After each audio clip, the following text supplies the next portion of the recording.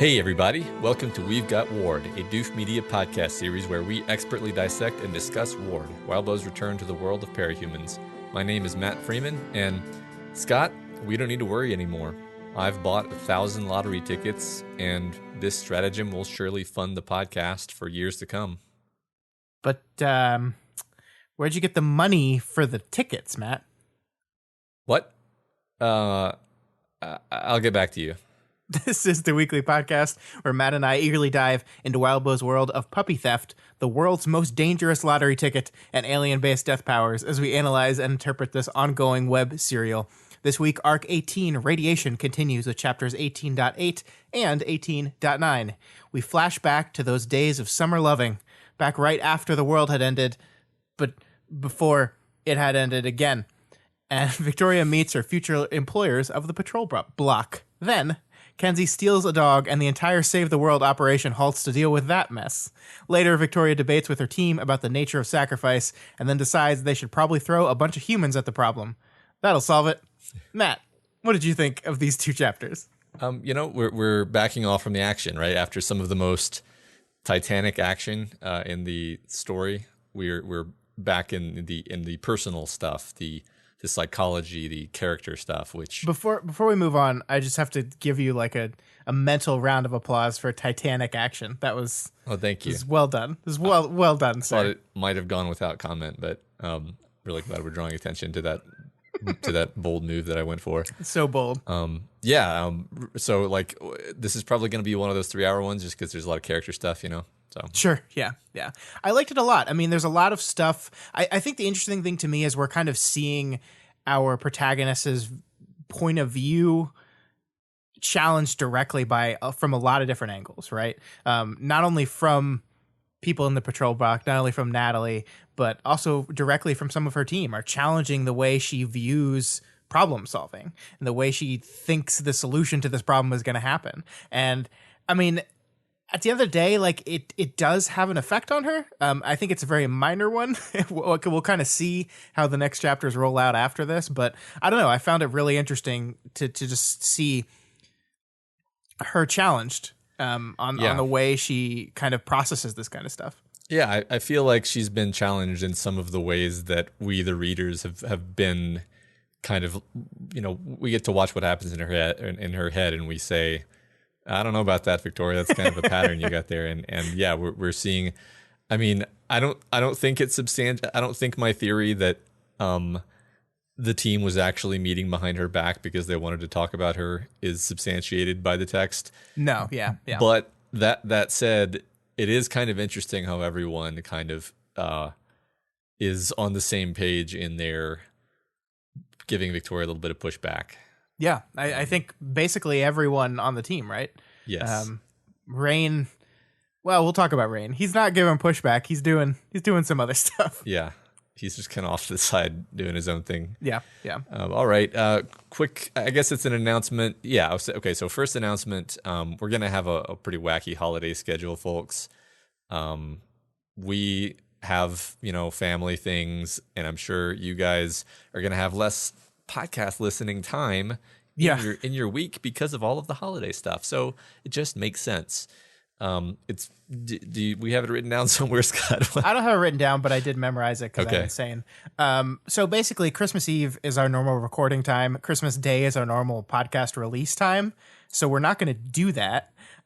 Instead, we are going to take next week completely off. And then on the January 1st, 2020, we will have another episode that will have 3 chapters, the 3 chapters that have occurred while we've been off. So the one that was released today, the one that will be released on Saturday, and the one that will be released on Christmas Eve will be covered in that episode. And then the episode that comes out on January 8th will have 3 as well. The one released on Thursday or Saturday the 28th, right? Yes. Tuesday the 31st and Saturday the 4th. So that is our plan for the next few weeks. So we're only technically taking one off, and we didn't want to do all 4 chapters in one because that's a whole lot. So instead, we're breaking it 3 and 3, and then everything will return to normal after that. So figured, who wants to listen to us talk about Ward on Christmas Day? Yeah. Yeah. Unless Wildbow writes a whole bunch of extra chapters over the holiday, Yeah, that would change things substantially if suddenly we start getting bonus chapters on Thursday. We do. I'm praying. Yeah, we'll just see. Not that I would say no to bonus chapters. Oh no, certainly not. And then I wanted to do a better job of telling everyone about the Doof the Right Thing fiction contest, because last week I, as Imp would say, fucked the dog.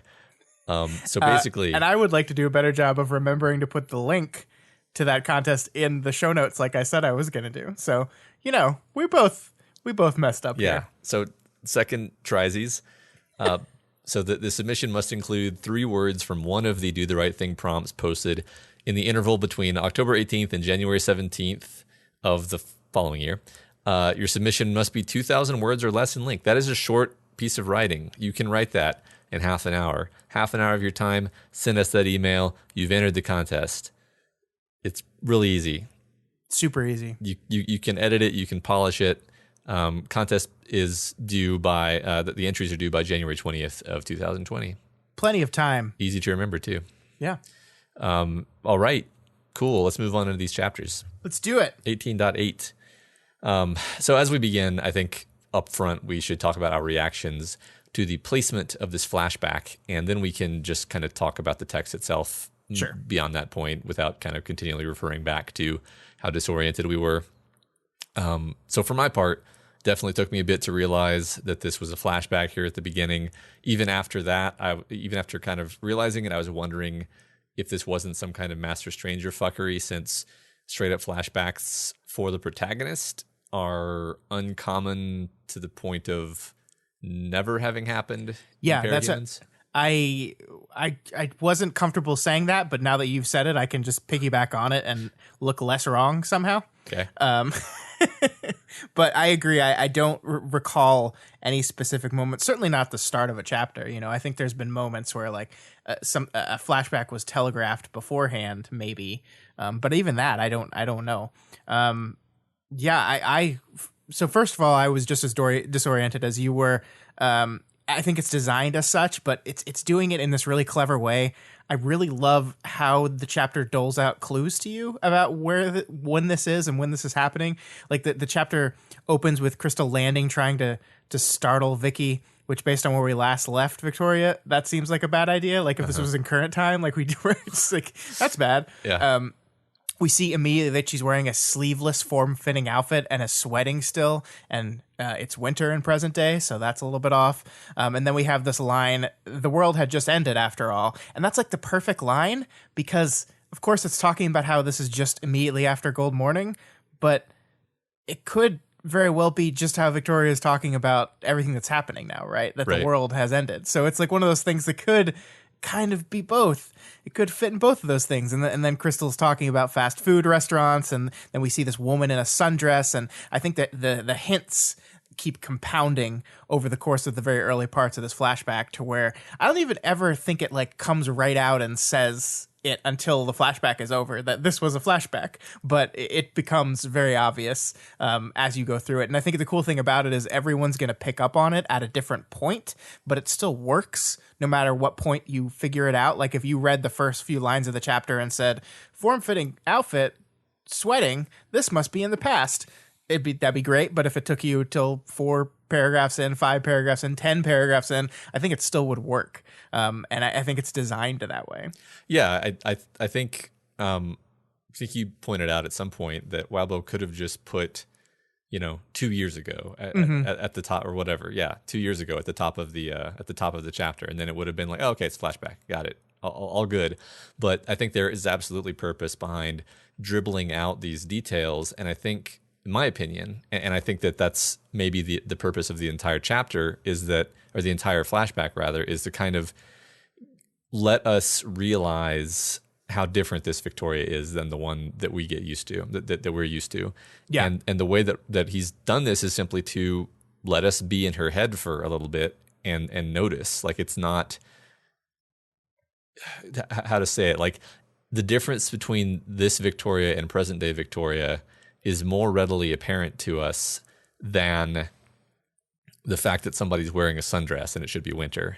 Sure. Right? Yeah. Like that's how jarring it is to be in her head. And that's telling us what's important about this is, hey, you probably haven't noticed, especially you guys keeping up with the web serial and you've been reading it for 2 years or whatever. But Victoria's changed a tremendous amount over the course of this story.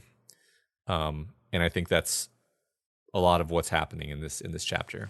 Yeah, I totally agree with that. I mean, she is so different. And I mean, there's going to come a time years in the future where people are like binge reading this, right? And maybe it's only been a week since the Victoria we saw at the beginning of the text versus the Victoria we're seeing now. And that change just in the style of reading it will be more apparent to them. But you're exactly right. For those of us that are following the story as it's being released, which is the way Wildbow is writing it, right? Like, he's writing it for that audience. He is not writing it for the audience that's going to binge it 10 years from now, whatever. He's writing it for us, basically, because if he didn't want to write it for that audience that way, he would just write it all privately and then release it all at once. So having this section where it draws that contrast out is so impactful and so powerful. And I think one of the things it does is absolutely show the ways in which she has dramatically changed from the beginning of the book.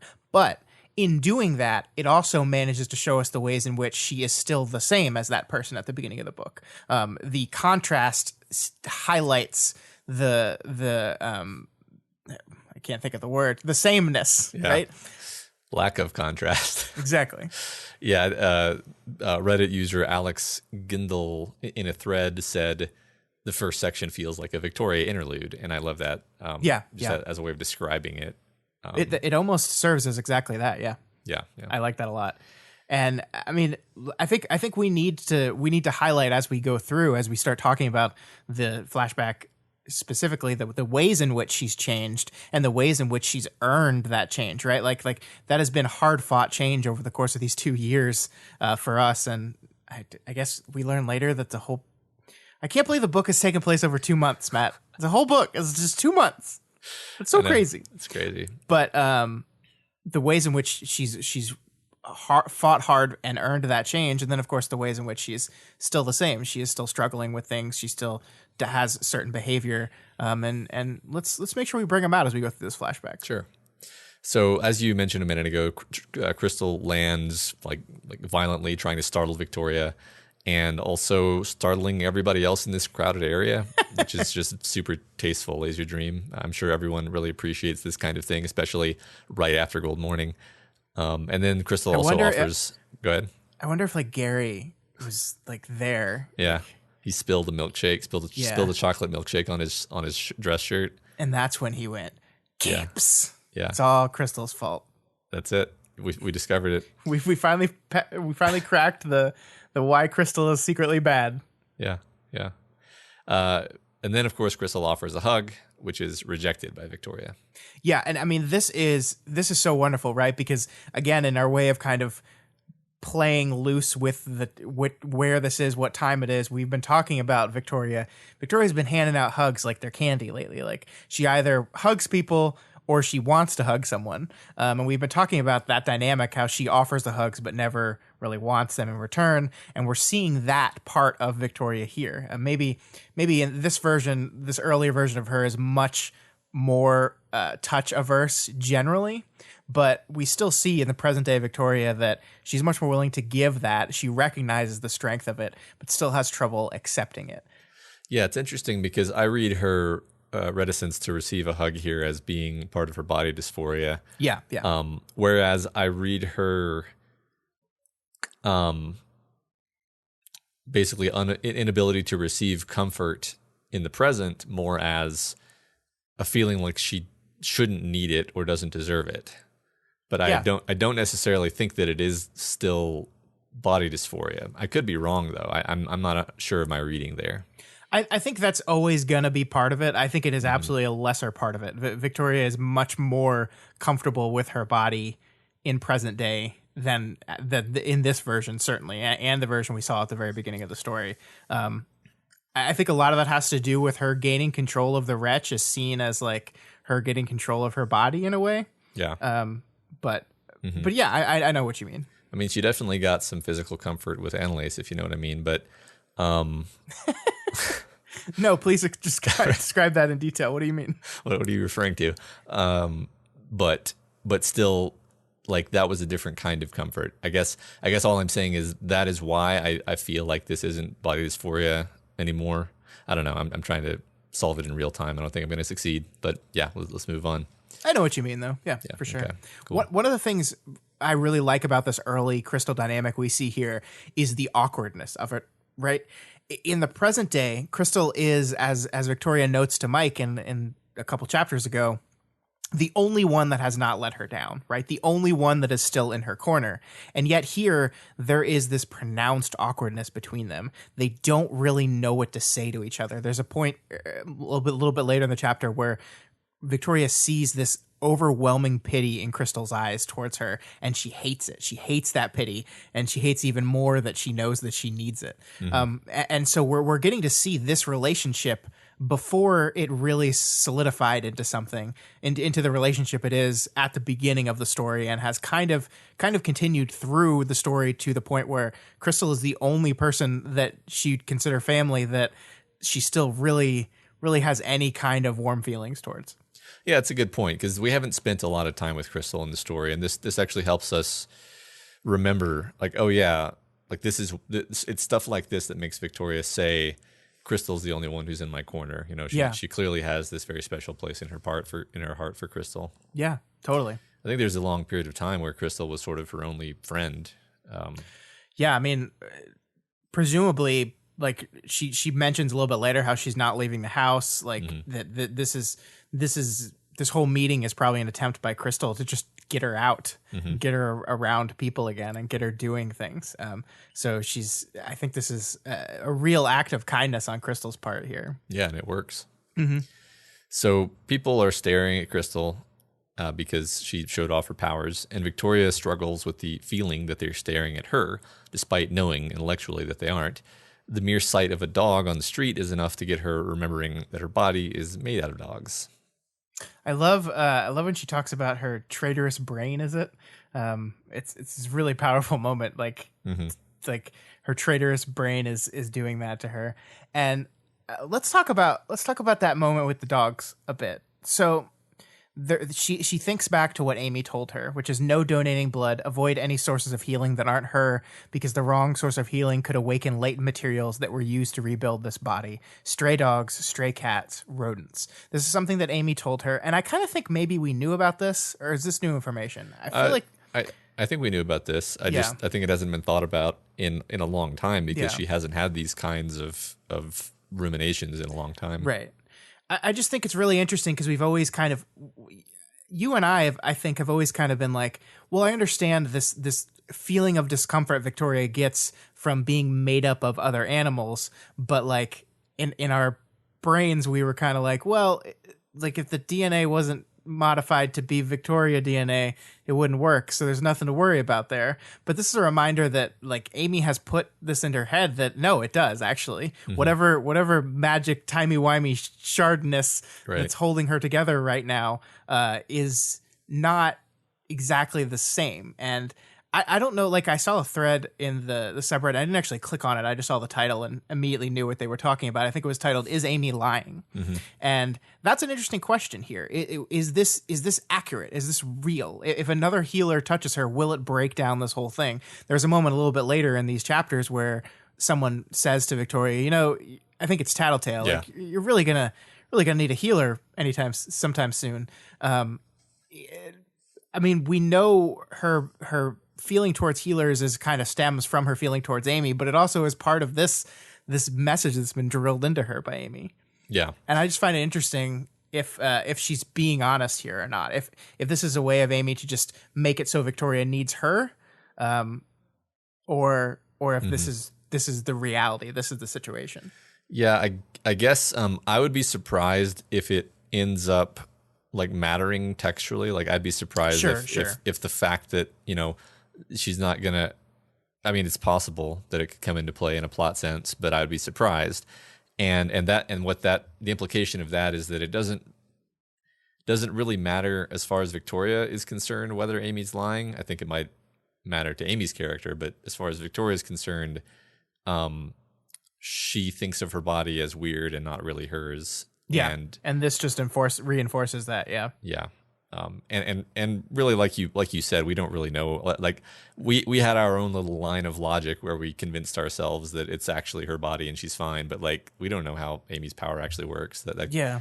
So she could be, it could be completely not that at all. So this is some magic space alien shit, so we should never Right. just be like, oh, well, logically, via Yeah. biology, this must be this way. right. I mean, I think my favorite realization at a certain point, I realized that Amy's power is not a healing power.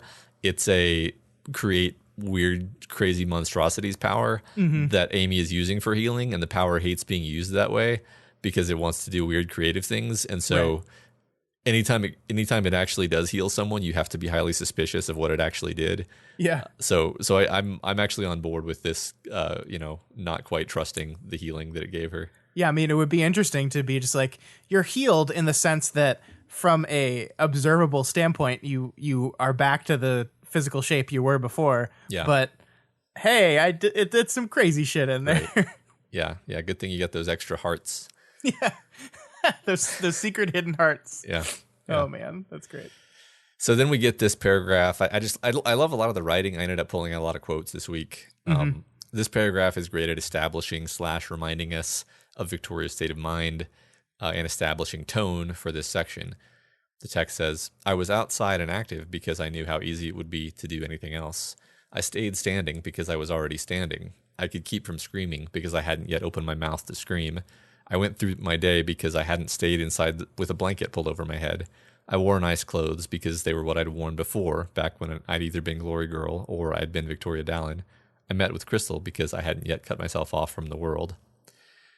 It's just so gray and dismal. Yeah, I love it. A lot of the text in this section is just like this run through of Vicky's internal monologues, greatest, worst hits. This hyper awareness of her body, the zoning out, the not wanting to fly. At a certain point, she thinks that everything feels like the day she triggered. Yeah, it's so good. I mean, just what you said, the writing here, I could keep from screaming because I hadn't yet opened my mouth to scream. That is just like beautiful. Like the phrasing of that sentence just hits you, right? Yeah. It's so good. All this is so good. And I love kind of how the weather is used here to contrast the way that she's feeling. Like we get the setting here. The setting is it's sunny, it's bright, there's newness everywhere. The city is being built. It's new. It's under construction. It's being built up, and we know, again, this is where the flashback nature of the scene works really well. We know that this is all going to be destroyed later, but right now this is a time of new beginnings, a time of second chances, a time of beautiful weather. But our protagonist can't see any of it. She just is completely sucked into the horrible thing that happened to her, and it's still ruling her life totally. And I just find that very, very powerful. And speaking of contrast, the contrast between the weather and how she's feeling. I think there's a line where she like looks up and says, I could see all the elements in the sky that would add up to what is called good weather. And Yeah. it's just like, that's so powerful the way it's described that way. I mean, that's for me anyway. That's kind of perfectly describes depression. Like when you know, like objectively, like, oh, it's a nice day and I'm out and I'm with nice people and I feel nothing. But you don't feel it at all. Yeah. Yeah, that's really powerful writing for something which is really kind of just a kind of a mundane slice of life type moment, right? Yeah. I do really love the detail that where we kind of remind ourselves that at this point in her life, Victoria was basically rejecting the capeness almost entirely. Like, she's afraid to use her power. She's afraid to fly. Later, when she runs into the patrol block, she'll say Crystal is a cape. She will not identify herself as a cape. And we know that has to be true because she eventually gets a job with these guys where they do not know that she is a cape. And then we have that quote that in the section you pulled out earlier where she says, back when I'd either been Glory Girl or I'd been Victoria Dallin. And it's just like, it's so shocking to be reminded that there was a point in the story where Victoria still considered those things, those parts of her life as separate, especially in contrast to what we saw last chapter where she literally said, I cannot see a possibility that exists in which there is a separation between my personal life and my cape life. They are one. They are the same. There is no difference between it. And then here in just this one way she describes her life as I'd been either Glory Girl or Victoria Dallin. We see how much that has changed. Yeah. It's incredible. Well, also the way that sentence is constructed makes you feel like both of those things are in the past tense. Like whatever she is now, it is neither Glory Girl nor Victoria Dallin. It is some new thing that doesn't really identify as being the same person. I mean, she clearly is, but it's like the clothes don't really feel like hers, right? She's not quite. I mean, she's definitely not used to being, herself again yet. Takes time to get there. And we kind of end up seeing that Antares becomes the person that she dives into, right? Like, I think that it goes all the way back to her telling Dragon, I am Victoria Dallin, and being told she's lying. She is not Victoria Dallin. She is Antares. She has kind of become that person. And that person does not have a civilian identity. They are just Antares. They're the reconstructed entity made out of the shards of Victoria Dallin, which were the warrior monk, the scholar, the Glory Girl, Victoria Dallin. Yeah. The different facets that she reassembled to make this new identity of the I'm going to say it, the broken mirror that she used to be. Yep. So I think there's no better place to talk about this, but I was reflecting this week, especially on, we've talked a lot about, Worm is about trauma, Ward is about recovery. I think that we're far enough into the story that we can say more specific things than recovery. I think that one major, like the tip of the spear of the recovery theme is recovery is fucking hard. This story has been a progression of 2 steps forward, 1 step sideways, 1 step back, and then that sort of thing happening over and over to the point where when you're reading it week to week, you don't necessarily perceive the forward progress, like even as the reader. And you can totally see how Victoria as the character doesn't perceive the forward progress. But you sit where we are and you reflect back on Victoria at the start of this book, Sveta at the start of this book, the Capricorn brothers at the start of this book. I'm not going to name every character. You get where I'm going. There's been tremendous progress across all of these characters, and maybe it hasn't felt that way. And I think that's because recovery really doesn't feel like much as it's happening. Yeah. It's very slow, and there aren't a lot of fantastic wins where you say like, and then there was the moment of catharsis, the character defeated their demon and everything was great afterward. That doesn't happen in this book because that doesn't happen in real life. And I fucking love that. I think that's amazing, actually.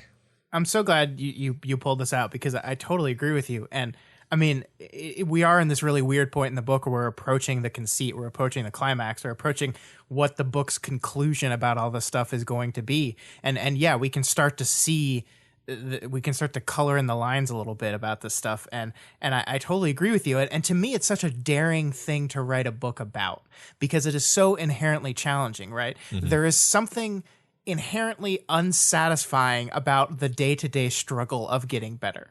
It does not come in leaps and bounds. It does not feel like it's even working. And this book has attempted to capture that in story. And I mean, I think, we've seen complaints, like I think you can pop up the subreddit any given day and see complaints about Ward.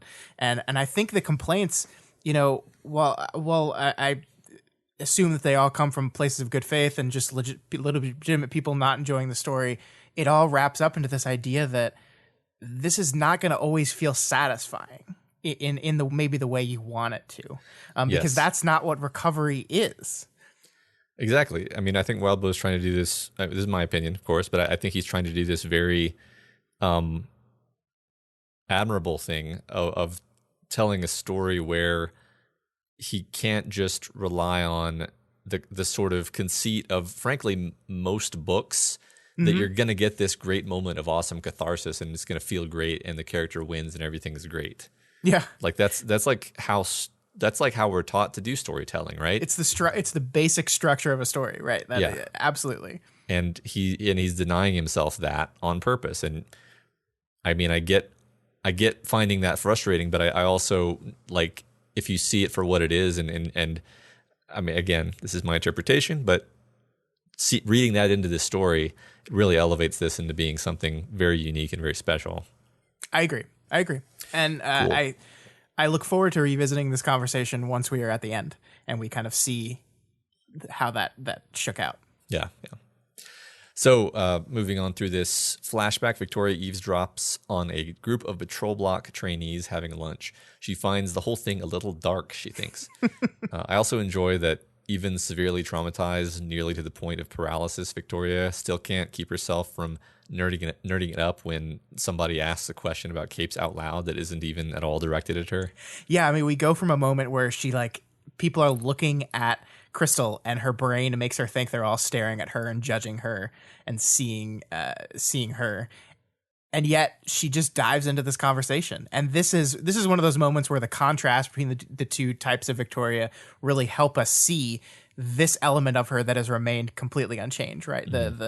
The scholarly cape nerdiness and using that as a way to distract herself from her insecurities, from the things she's scared about, the things she's terrified about. This is a fundamental core trait of Victoria, and it has remained true from 2 years ago until right this very minute in the story. Yep. She sees something and she cannot help but dive right into it and uses it as a distraction, because we see in the text all these things that she's been feeling, this paralysis, it all kind of melts away just for a moment. And there's a moment in this whole conversation where it kind of comes roaring back, like she realizes, oh my God, these people are looking at me.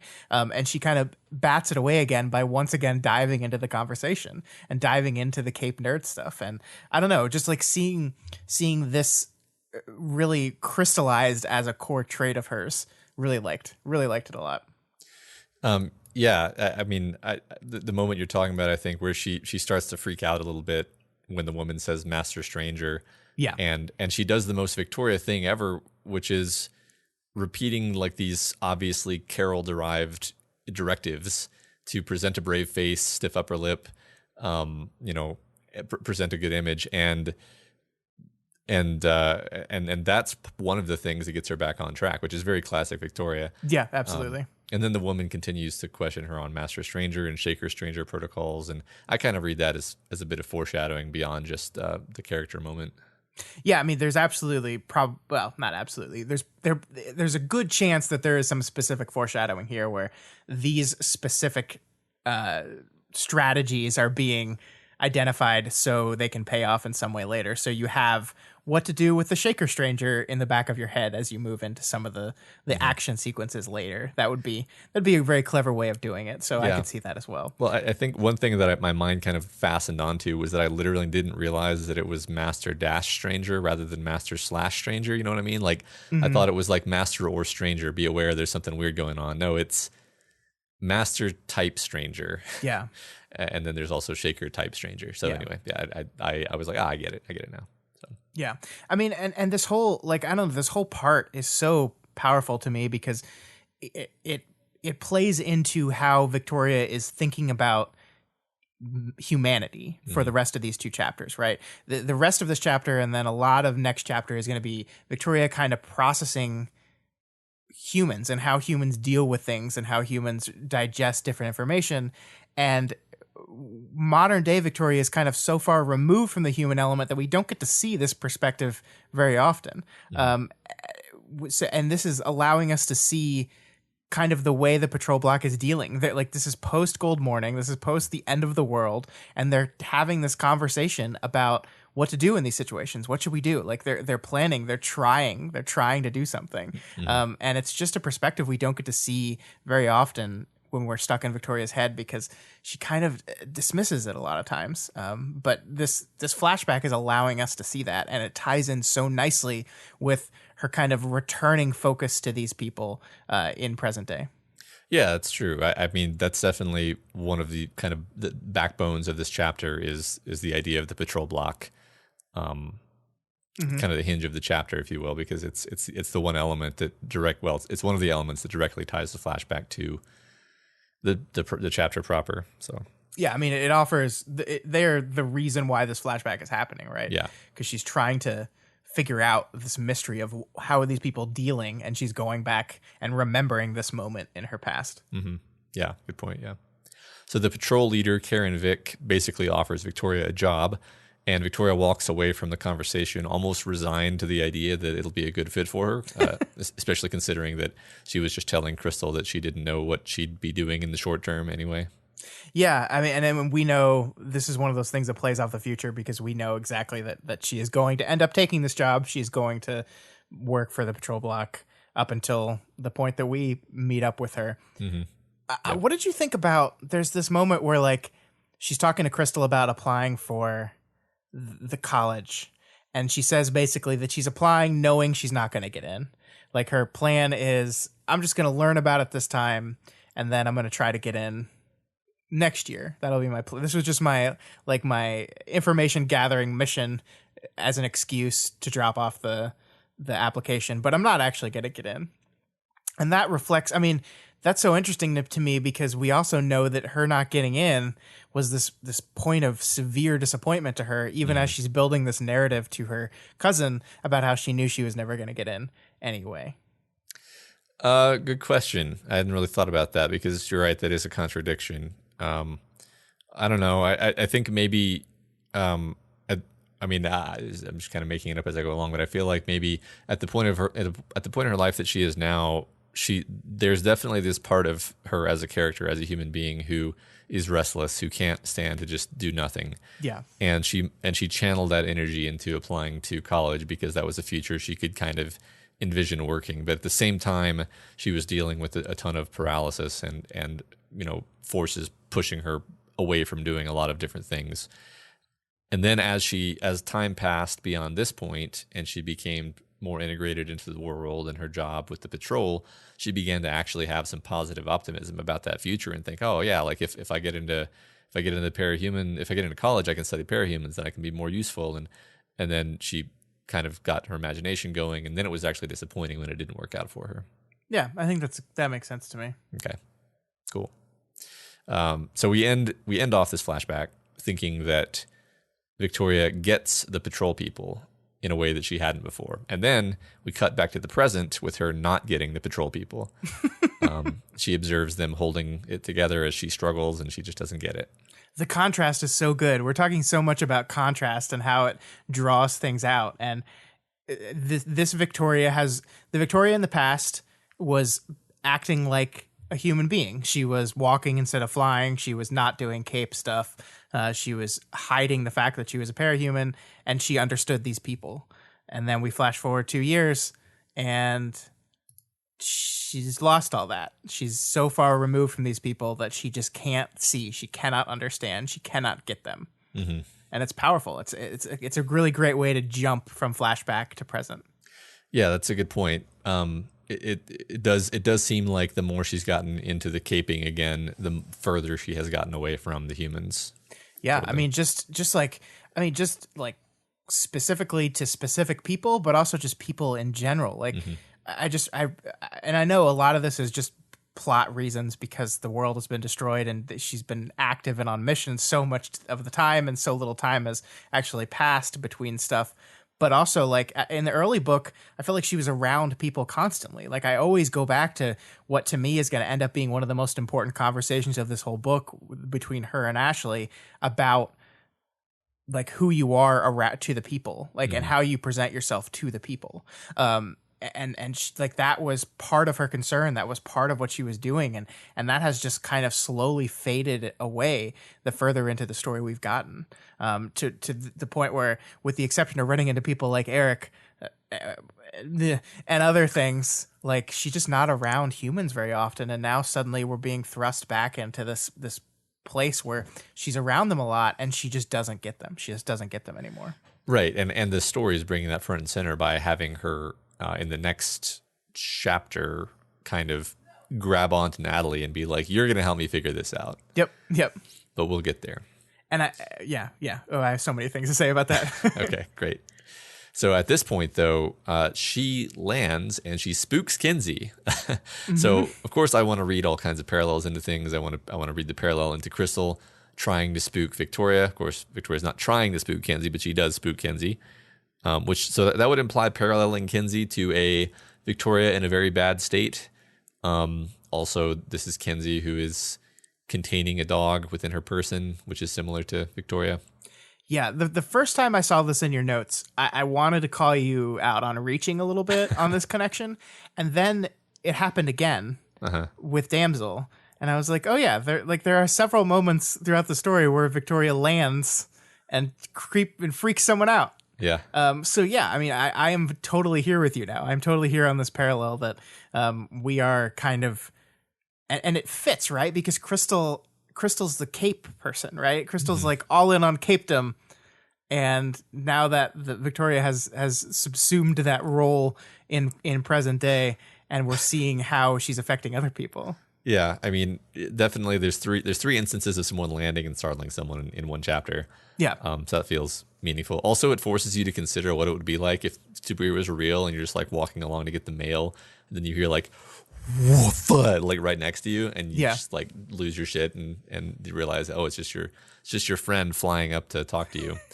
Also, Victoria's foot is hurt, and I know it doesn't describe it this way. I know it doesn't describe it as a superhero landing, like with one knee down, but because her foot is hurt, and it just says her like she only lands on one foot, I'm imagining it being the superhero landing. And I know it's not. Like I know it's not, but my brain does that anyway, and it makes me laugh every time. Yes. I'll allow it. Sure.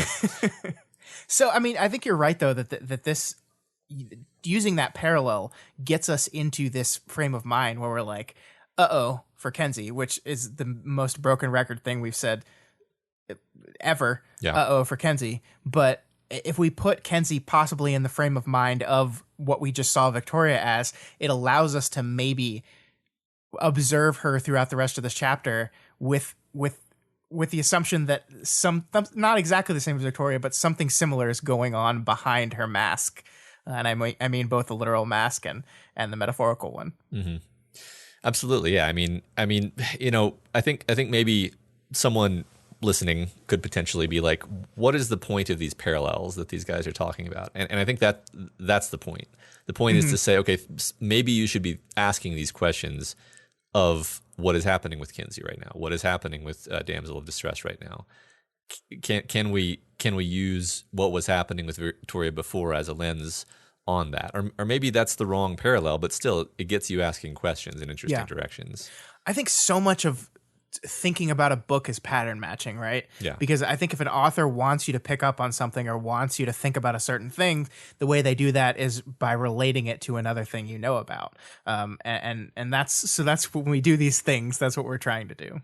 Right. Yeah. Because I think sometimes there's a tendency, especially like, when you're in kind of like a high school English class mentality, you're just like, yeah, okay, fine. I see that there's parallels between things and there's symbols, but so what? And yeah, the so what is like, I don't know, you can get some pretty interesting perspectives on stuff in the text that you wouldn't have thought of if you hadn't noticed those parallels. Yeah, totally agree. Yeah. So before we move on from this, we talk as we're having this whole Kenzie Victoria exchange after she spooks her.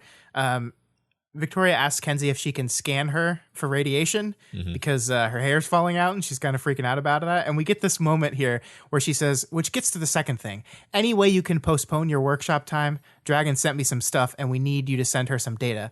Aw, shucks, Kenzie said, collaborating with Dragon, postponing workshop time? That sounds like a pain.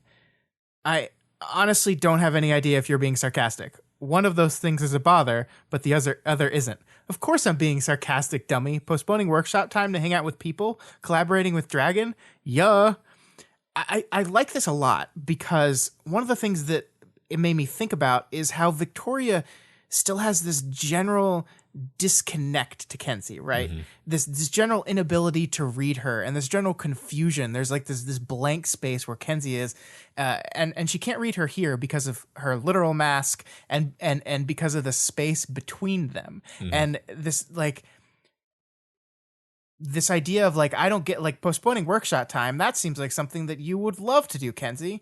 It's like, well, no, not if she likes hanging out with people more, Victoria. And just like, I love this disconnect. And I think there'll be other moments throughout the story where we'll see this essential disconnect between them, where Victoria is trying so hard to help this person and understand this person, but she just has trouble doing it. Especially because Victoria takes everything from the frame of reference as cape stuff is the most important stuff. We talked about this with Tristan, and I think this is here again. Like, of course, the assumption to Victoria is the most important thing in the world is getting tinkering time because that's cape stuff. And to Victoria, cape stuff is the most important. Yeah, that's a great point. But I don't know. It's just really interesting to me. Yeah. And I just wanted to pull that out. Sure, yeah. I mean, Victoria interacting with Kenzie is like trying to steer a car with a screwdriver jammed into the steering column. Sure. Yeah, it's been a consistent beat throughout the story that she doesn't get her, and she's kind of fumbling at it. Yeah. And I wonder if we're ever going to find out what Kenzie meant when I forget the quote, but it was something along the lines of like Kenzie saying like, I'm not worried that I'm going to become obsessed and creepy and stalkery towards you, Victoria, because something blank. and Yeah, Kenzie never really explains that. Yeah. Yeah, and that hasn't really come up again, right? Yeah, I do not remember the context of that, and I'd have to remember the context to remind myself of if that's been. Well, yeah, it's shortly after Swan Song died, and she's walking with Victoria in the snow. Yeah. But anyway, I don't think it has come up, and that feels related. But maybe, yeah, we'll see. Sure. So the two of them talk about how Tristan's doing. Yeah, I really, really liked this conversation, Matt. First, the first thing I like that it did is it reminded me that Sveta and Tristan had like weld obsession in common, which I completely forgot about last week when we were going full chocolate on the Tristan discussion. I think this is the moment where, as you said, it's kind of confirmed that they were not doing some really complicated let's talk about Victoria thing. They were actually just the two people closest to Tristan in the group were just talking to Tristan about how he's doing. That all makes sense, and I'm glad the text reminded me of that. Thank you, book. But the Scott is reading too much into this moment of this beat, though, is that we see through Kenzie's eyes that Tristan and Rain and Sveta all have this thing that binds them together, and Kenzie sloughs off the excuse that they did it without her and she's fine with it.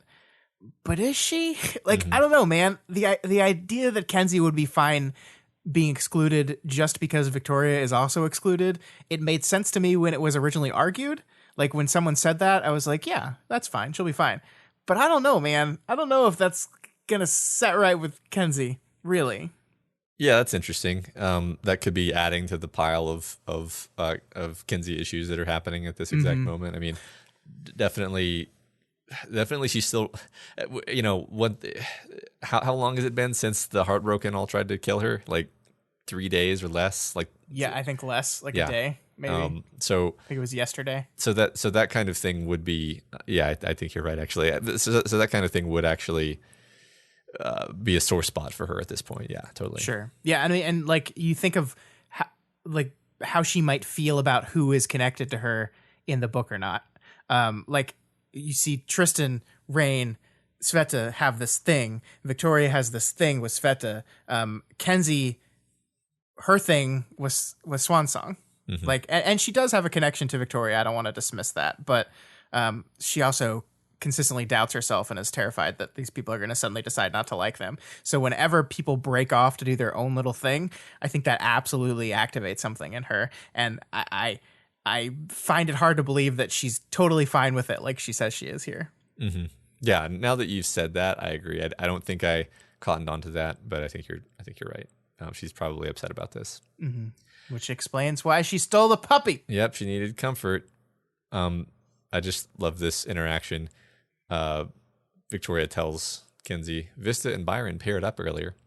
I saw. That was cool. Maybe that's it. I laughed. She saw. She saw. She saw. I saw. How did she see? Of course you saw. Can't see. Right. I mean, what's funny is that Victoria could have said, Annalise and I paired up earlier, and Kinsey would have said, I saw, in the same exact tone. Oh gosh, yeah. Okay. Anyway, Kinsey chats with Eel Tank Mech Dinker, which I mention only because I love Eel Tank Mech Dinker. I have nothing to add here other than, yeah, that's fucking great. Yeah. So we begin priming what I think is going to be the next plot movement. Rain is going to go to sleep at 10:36 p.m., 10:36. And everybody will have to be ready to act when that happens, one way or another. They don't want to hang him out to dry, considering how bad it could be. And there's also the opportunity to take advantage of the opening into the Dream Shard world that his whole thing provides. Yeah, remember when, like 2 months ago, we were like, oh shit, after the Dream World stuff, what does that mean about Rain going to sleep? You're like, uh-oh, ticking clock. Mm-hmm. It was still ticking, and we've reminded us all of it. My problem was I thought it was later in the day than it actually was.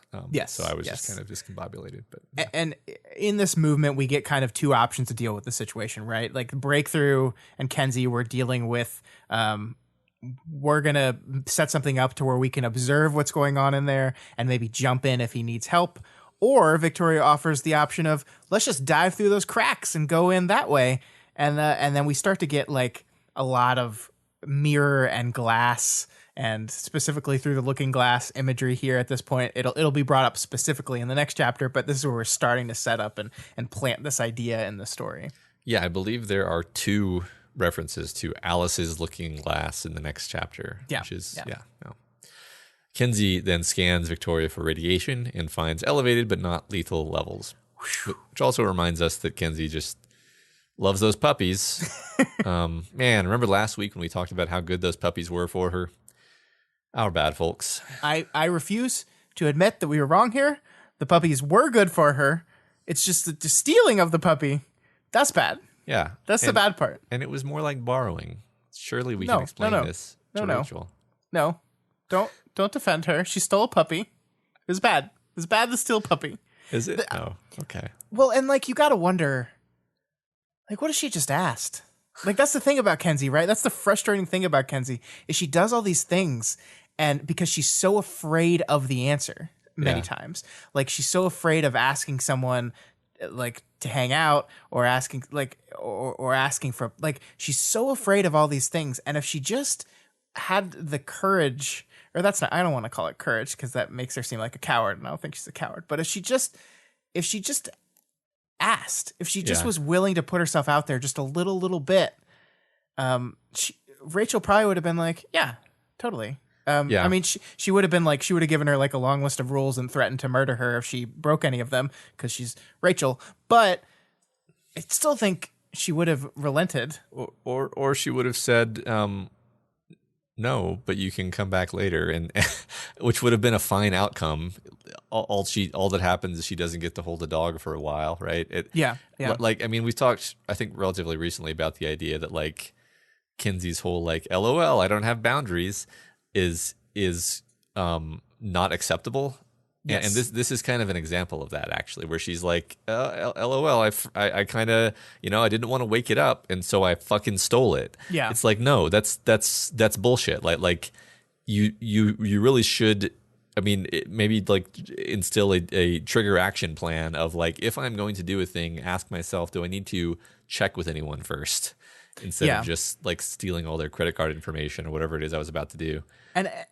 And I feel for her genuinely. I do. Like this idea of like, I don't know why I do things, I just do them. And I'm like, I feel for you. Yeah. But also you hid it and you used Tinker Tech to hide it from everyone. So like you knew it was bad. Yeah. Like you were aware enough that what you were doing would get you in trouble with people. So like I get that sometimes we just have these impulses and we just do things, right? I totally get that because I'm the same way too. But like, on some level, you know what you're doing is wrong. And Right. like you can't just say, like, I think just saying, I don't know why I do things, I just can't help it. Like, it's like, okay, understandable. Let's work on that problem. Right. Yeah. I mean, I definitely see this as like a behavior of a 13-year-old, Yes. which she will grow out of. Just like even a 13-year-old who does not have Kinsey's issues could very well exhibit this kind of behavior. Oh, absolutely. It just takes, unfortunately, one of the only ways that it actually happens is you make the same kind of mistake over and over again, and you burn your finger on the hot stove enough times that your brain learns not to do this kind of thing anymore. Yeah. The issue here, of course, is that hot stove has the chance of lighting her and everyone around her on fire every time she puts her finger on it. Yes, the consequences are worse because of cape stuff. Yep. So anyway, Victoria takes Kinsey to the location of her new giant gold and black laser cannon. Jester serves as the audience surrogate in expressing a desire to fire the laser cannon. Oh, immediately. I feel bad for myself for thinking of big guns as just like a giant machine gun or something. Come on, Scott. Think bigger. I know. Giant laser. Like, I feel like we should have put together, because earlier we were like, what could Dragon want with Victoria? Yeah. Dragon wants to know how to make you a gun. She wants to give you a giant fucking laser. Yeah. So we're getting a lot of Jasper stuff in these chapters, aren't we? Like, not just incidentally. I feel like this chapter does more to humanize Jester than anything else we've really seen to date. Yeah. I mean, he talks about wallpapering his room with posters after Gold Morning, which is just one of those little touches of personality that really makes a person feel real. And then we get this passage. I do it with people, too. Find that weird, dark girl who seems like she's struggling to deal with the situation she's in, and find an inoffensive way to be there for her. Swansong appreciated it, I'm sure. I'm talking about you, the guy said. So I love it. So that was, I mean, makes sense, right? Like I think maybe that even comes through at the time, like not just in retrospect. The idea that he's going out of his way to kind of, I mean, because he kind of defends her. I remember, like, at the very start of the story, there's people being weird about knowing who she is, and he's like, "Hey, shut the fuck up, buddy." So yeah, he's been great, and I've always loved him. I've always liked him as a character, and I love learning a little bit more about him as this person that just wants to help people, sees people that are in need and wants to help them. I mean, Jester is really great here, and I think he's serving an important role in the story as Victoria kind of turns towards the humans for the first time in a while and really starts to examine who they are. He's a good kind of representative of the patrol block type of person generally, right? A kind of a mini microcosm of the whole of the people. And so focusing on him is very intentional here. And then we're going to move from Jester to Natalie as we focus on another aspect of humanity and what they can offer and what Victoria can see through them. He's a great, great dude. He's great. I love him a lot. Yeah. I love this phrasing in particular. One of these examples of great writing I love this week. We didn't have a lot of common interests, and we'd really only spent time together because we'd spent time together. Yeah. Which is how I feel about a lot of people in my past, actually. Yeah, I mean, isn't it like I feel like that's just a really realistic portrayal of how sometimes how you get friends, right? Like that's just the way it happens sometimes. And you just, hey, this is this person, and I just hung out with them a lot, and now that's why we continue to hang out. Yeah. But the thing I love about this is it kind of starts at this point where she's not dismissing him, but just kind of really looking at him for the first time in a while and saying, like, I always thought this guy was kind of goofy. I just hung out with him because he was there. But by the end of this paragraph, it transitions into this respect, right? I think she finishes the sentence with like, he's a man she can respect. Yeah. And it's interesting because part of what she sees here is like his unflinching optimism, right? He's talking about what happens after this, after they survive this, what tomorrow. He's being optimistic about that. He's speaking about tomorrow as if it's gonna happen, and he's not given up. He's not resigned himself to doom and hopelessness, and that is something that she really respects in him. Like this ability to look at that and see that. And I love that we see her kind of really look at him for maybe the first time in a while. It's really powerful.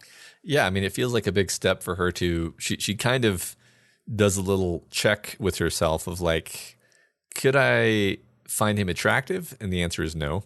Yeah. But she asks herself the question, which tells you that she sees him as like a being and not just like background noise. So that's cool. And she probably never asked herself that question before because yeah.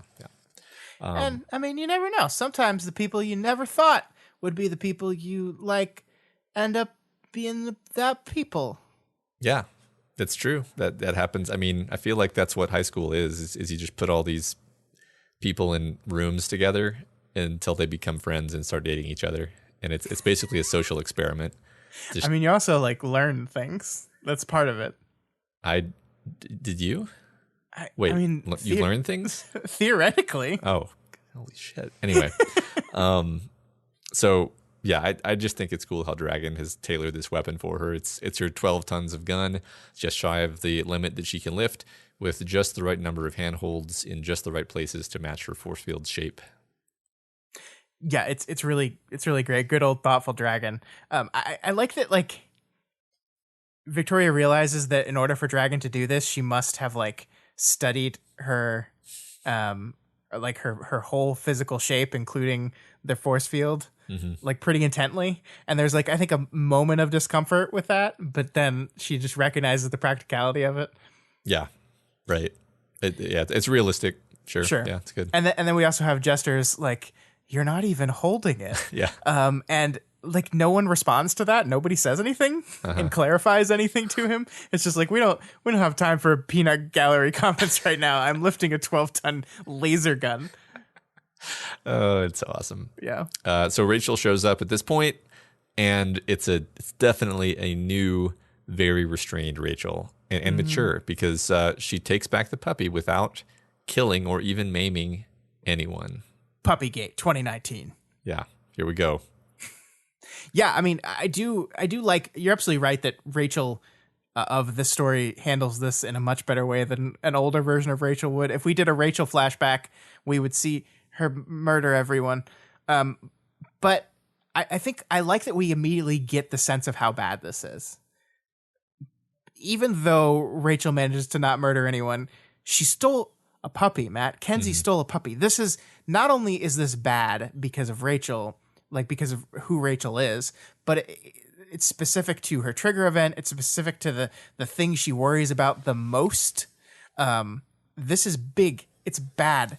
And the text doesn't shy away from that fact. Like, the world is ending. People are fighting titans in the background, but this becomes our focus now. This becomes the focus that leads us through the rest of this chapter. And I think that there's intentionality there, right? There's like one of the things this is signaling, I think, to me, is that all that plot stuff, that's important. Absolutely. It's the narrative. But the character stuff is the book. Yeah. And so all this is happening on, this thing with Kenzie happens, and our attention totally shifts to that, because that is what matters more. The character stuff matters more. Kenzie and how Kenzie is doing and how Kenzie is going to interact with all these people around her and what the fallout of this could be is more important than any of that. Yeah. This is, and all of the characters, 100% of the characters understand that this is the focus now, right? Yep. It's awesome. Yeah. And I mean, look, I think there might be some people that find that disappointing, I guess, that want the focus of the story to be on the big monsters that everyone's fighting in the background.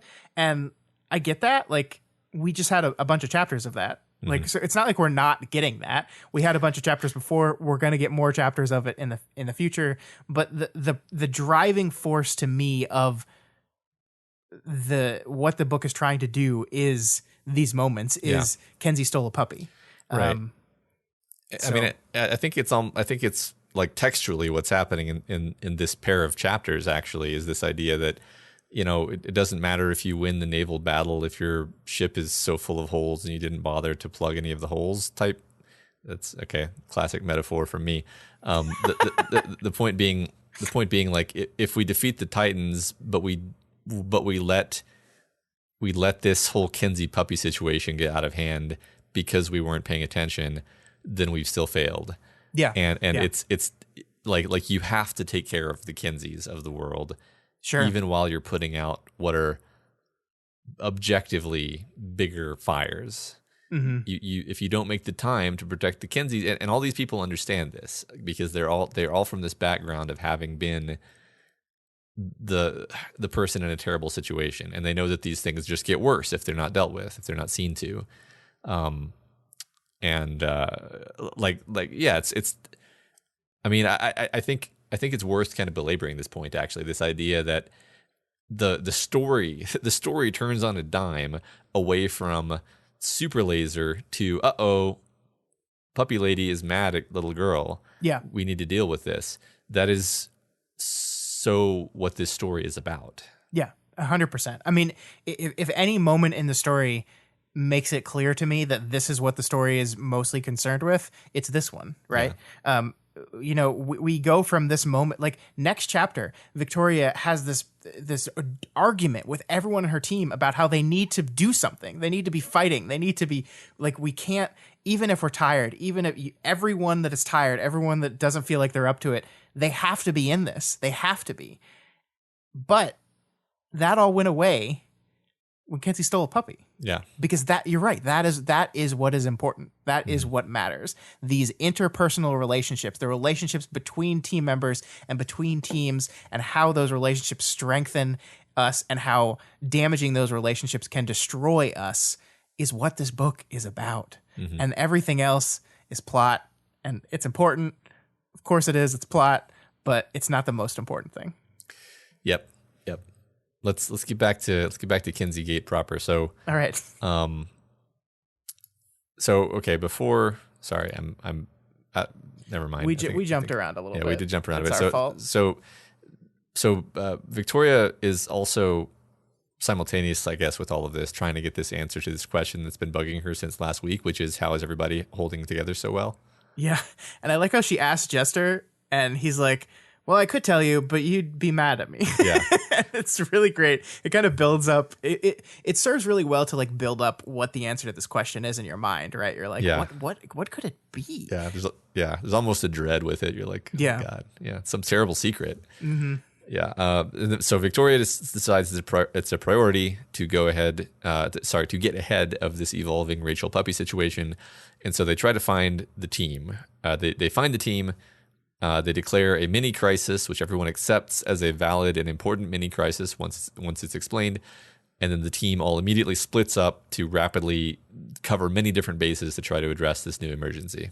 Yep. Yeah. And we kind of touched on this already, yeah. But this is exactly, I think, demonstrating of what the book is primarily concerned with. Yep. Yeah. At this point, Victoria surprises Damsel by flying up to her, which draws a parallel between traumatized Victoria and unmoored Damsel, perhaps. Yeah, I like that. I like that. Like, one of the things that I think is so interesting about this is Victoria is she's so in her head a lot of the times, and we see very clearly how much she's suffering and how much she's going through and how barely keeping it together she is. And sometimes we maybe lose the fact that probably everyone else is having a similar reaction, maybe not quite the same, but maybe similar. And I love these little beats where we show these people freak out, reinforce that idea that it's not just Victoria that's going through these feelings of dread and doom and uncertainty and fear. It's everyone. It's even the people that put up this big front, even people like Damsel, even people like Kenzie who pretend like they're always good and always smiling, are on the edge and really rattled. And we reinforce that through just this little tiny beat. Sure. Yeah. It's easy to forget that this damsel is, an Ashley. And she is going to be upset by everything that's happening. Yeah. Damsel tells her where to find Tattletale, and we finally get this exchange. Rachel, I said, look out. She was immediately alert, turning to pick up her coat. Take me. Imp's follow-up comment was cut off as I immediately took flight. It took somebody in the subreddit to point out to me that Imp was almost certainly going to say just the best thing ever in response to take me. But, we missed it. So. Well, it's okay. You can headcanon it, and it's hilarious in my head. I love everything about this interaction right here. Yes. This is a million words of build-up paying off in this one moment. Victoria and Tattletale still do not get along, but they understand each other in a way that few capes do, I think. 2 words. That's all it takes. Rachel, look out. Victoria understands Tattletale, understands her power. Tattletale understands Victoria, and bam, that's all it takes. Go. Yeah. Go. Yeah, and like we said, she immediately takes it fully seriously. Whatever else she was dealing with, she was certainly doing something. She's Tattletale. Yeah. It's dropped without comment. This is the new priority. Yep. So as they're flying, Tattletale tells her that she's got a chemical burn and not radiation sickness. I like how we're all like, thank God about this, but it still means like she got fucked up. Yeah. Like a chemical burn is not a minor thing. Right. It's probably going to result in scarring in her hairline, which is not great. So they find Rachel kicking all the other kids out of her stable, which is obviously going to make things much worse. Mm-hmm. Tattletale goes to talk her down, and Victoria takes the kids to get some food to kind of calm them down, keep an eye on them, and then runs into Natalie, who she finally asks her question. And the answer is what we kind of jokingly said as a one-off at the very end of last week's episode, which is, Vicky, for us, it's just a fucking Tuesday. Yeah, I didn't know I didn't know that was a thing. That we cracked it. Right. Like, I didn't think I was cracking anything. I don't think we even wrote that in the script. I think it was literally just you said something at the tail end of the episode, and I jumped on it because I was like, it clicked something in my head. But yeah, I mean, that makes perfect sense, right? That exactly what we were talking about, that these are people that just do this. That just do that. This is how they exist. This is what they do. And it's nothing new. And I love how the next chapter takes this parallel, takes this humans are to capes as capes are to titans, and runs with it in really interesting directions. So it's not just like we treat it as like a one-off beat, I like almost as a joke, but it is not there. It is informing this part of the story very much. Yeah, it's the lens she tries to use. I mean, that's exactly what we're going to talk about now. So let's move into 18.9, where we have actually skipped a little bit forward in time. Victoria is now still with Natalie, but now with Kinsey in the workshop. So Victoria paces and thinks out loud with Natalie as a sounding board while Kinsey tinkers. We're treated to a pair of extremely weird tinker screens that Kinsey's using. Like one of them's putting off like fire, like literal fire. Shooting fire, yeah. Yeah, cool. I want to talk a little bit before we dive into this proper. The opening of this chapter spends about 3 rather lengthy paragraphs setting the scene for us. We're in this workshop. Kenzie is tinkering. There's shit everywhere. But it's really interesting to me on what Victoria focuses on. We see immediately that the chair Kenzie is sitting in is too big for her. We got that weird monitor pumping out heat. She uses words like juxtapose and to compare all the dusty, fallen religious artifacts with the shiny new sheen on this tinker stuff. And even amongst the tinker stuff, we're seeing things that don't line up stylistically with each other. There's no sense of order, no cohesion, as Victoria puts it. She looks at this lab and she sees chaos, and it is a chaos of a lack of coordination. And this, I think, is a perfect way of using scene and scenery to reflect internal thoughts of a character, because remember, that's one thing you can do with first person perspective. It's not just setting the scene, it is setting the scene as our protagonist sees it. So the things that Victoria focuses on in this room and the way in which she describes them say things about her state of mind. And she sees chaos, she sees juxtaposition, she sees things that are sitting next to each other that shouldn't. It is confusion, it is lack of coordination. That is what Victoria is feeling right now. Yeah, that's a great point. I feel like if you kind of drew a picture of this scene and showed it to someone with no familiarity with Ward, they would just have no idea where to even begin interpreting what they were looking at. Right. And now I want to see that picture. But yeah, no, that's a fantastic point. Mm-hmm. We also learned, like, kind of from the background, that currently Earth's greatest defenders are Semiramis, Little Midas, and Labrat. Oh, okay. As the old saying goes, the enemy of a giant pure shard form of an undying alien power is my tentative, mostly untrustworthy ally. Mm-hmm. Right, that's the saying. That's it. Yeah, that's the normal form of it. We also learned that Arachne is the only Titan that has yet to network with anyone, assuming that the stranger Titan has not networked, but we can't tell anyway. Yeah. God. Oh my God, I can't think about that. So Vicky continues to explore the syllogism, this capes are to humans as Titans are to capes. She tries to tug on the metaphor and see if it bears any fruit. Natalie keeps insisting that she's not going to be useful at this, but she's pretty good at pointing out how uncooperative Breakthrough was with her, and by analogy, how little we should expect the Titans to care about human-centric concerns.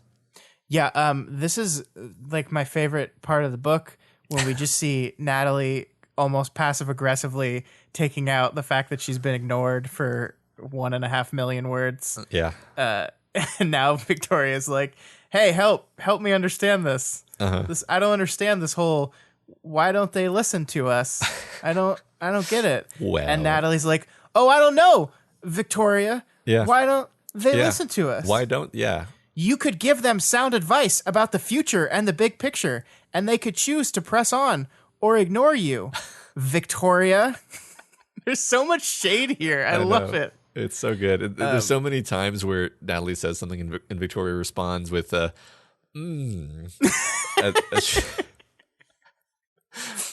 Yeah.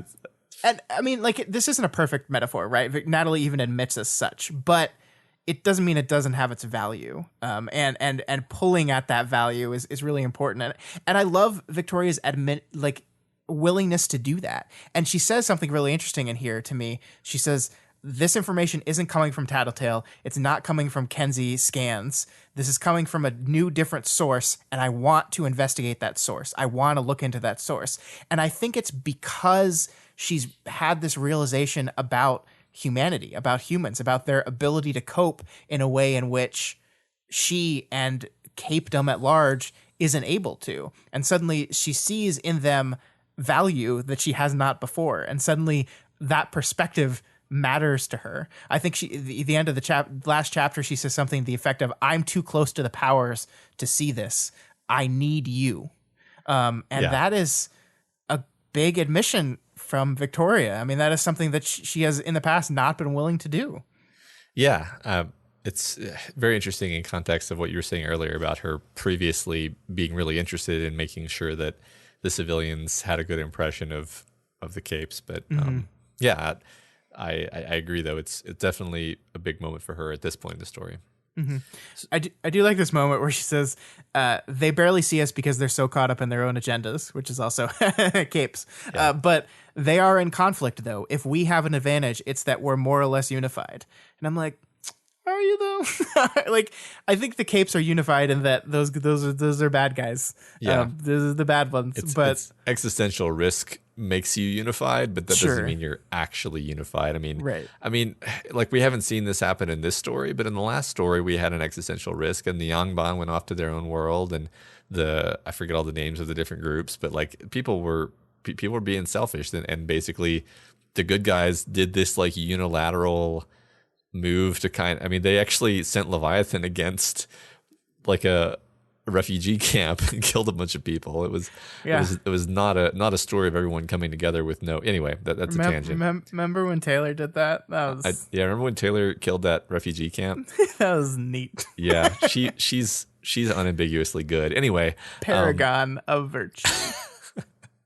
Anyway, So I wanted to talk to you. Okay. Sorry, I keep making us stick to this, but do it. I want to talk to you about the choice Victoria makes here to bring Natalie in on the information she knows from Tattletale. That this is the status quo now, right? Because that is information that Tattletale shared with her and basically said, don't tell anybody this. And she hasn't. She has not let this information to anyone. But now she brings Natalie in on it. And that's a very interesting choice to me. Like, we've talked so much about Natalie and Victoria and their relationship and the complicated nature of it, and the ebb and flow of Victoria's respect and lack of respect for Natalie. And now she's letting her in on a secret that very, very, very few people know about. Yeah, I think Natalie's always been this super important character to the story in the background. She's always been the constantly unacknowledged last member of Breakthrough, and here that's all paying off, right? You've been here the whole time, and now Victoria is going to finally, hopefully, acknowledge like, oh, this person's value is indispensable. Actually, she brings something to the team that none of the other members of the team can possibly provide because they just don't have that perspective. Yeah. So here, Natalie is the first in the chapter to broach the idea that Breakthrough doesn't have to be responsible for every single goddamn thing that happens. No way. This is a thread that will continue throughout this chapter, and it feels very satisfying that people in the text are finally pointing this out to our protagonist. Thank God, right? I think we've been saying this like since chapter 3. Uh-huh. You know, Victoria, you don't. Oh no, you're gonna. Oh, okay, all right, yeah. I guess it's more exciting this way. I mean, but story-wise, this does get us to the point where Victoria, even if she doesn't quite listen to this, and I have no doubt in my mind that Victoria is just incapable of actually being like, yeah, I am going to sit this one out. But it does get her to the point where she starts looking towards other people for the solution. And this kind of just plot wise leads us down the road of that gets her to click about her solution at the end of this chapter. Whether or not that solution is good or not, will be seen later. But this is what gets us there. But I like here the really interesting thing to me about this was Natalie says this thing is like, maybe you guys just aren't the ones equipped to handle this. Maybe it's Valkyrie, maybe it's Bonesaw, or someone else with the power and the ability to change things on a major scale. And Victoria immediately goes, my sister, and then like shudders. And oh man, it's this moment where like, oh shit, like what if the solution to this thing goes through Amy? Yeah, I mean, I thought it was really interesting because there's been a lot of moments in this story where my mind went to Amy immediately. Like a lot of stuff relating to Sveta, for example, where I'm like, oh, Amy could fix this immediately. And Victoria's mind pretty consistently does not in those situations. In any situation where Amy would be useful, her mind just doesn't go there. Her mind goes to Amy when it's about risk and danger and death, but not about utility. So this is actually unusual because she's like, hey, Amy could actually be extremely powerful and useful in solving this horrible, horrible crisis that we have. Yeah. Which I guess I see as good in a sense. I mean, she's able to kind of see her sister objectively, I think, is what's happening here. And I'm not convinced that that's the direction the book's going to go, but I like the idea of that as a possibility that our protagonist is going to need to explore. I mean, like, it's interesting. We don't know what Amy's up to at this point, right? Like, the last we saw her dad was like literally dragging her by the arm to therapy.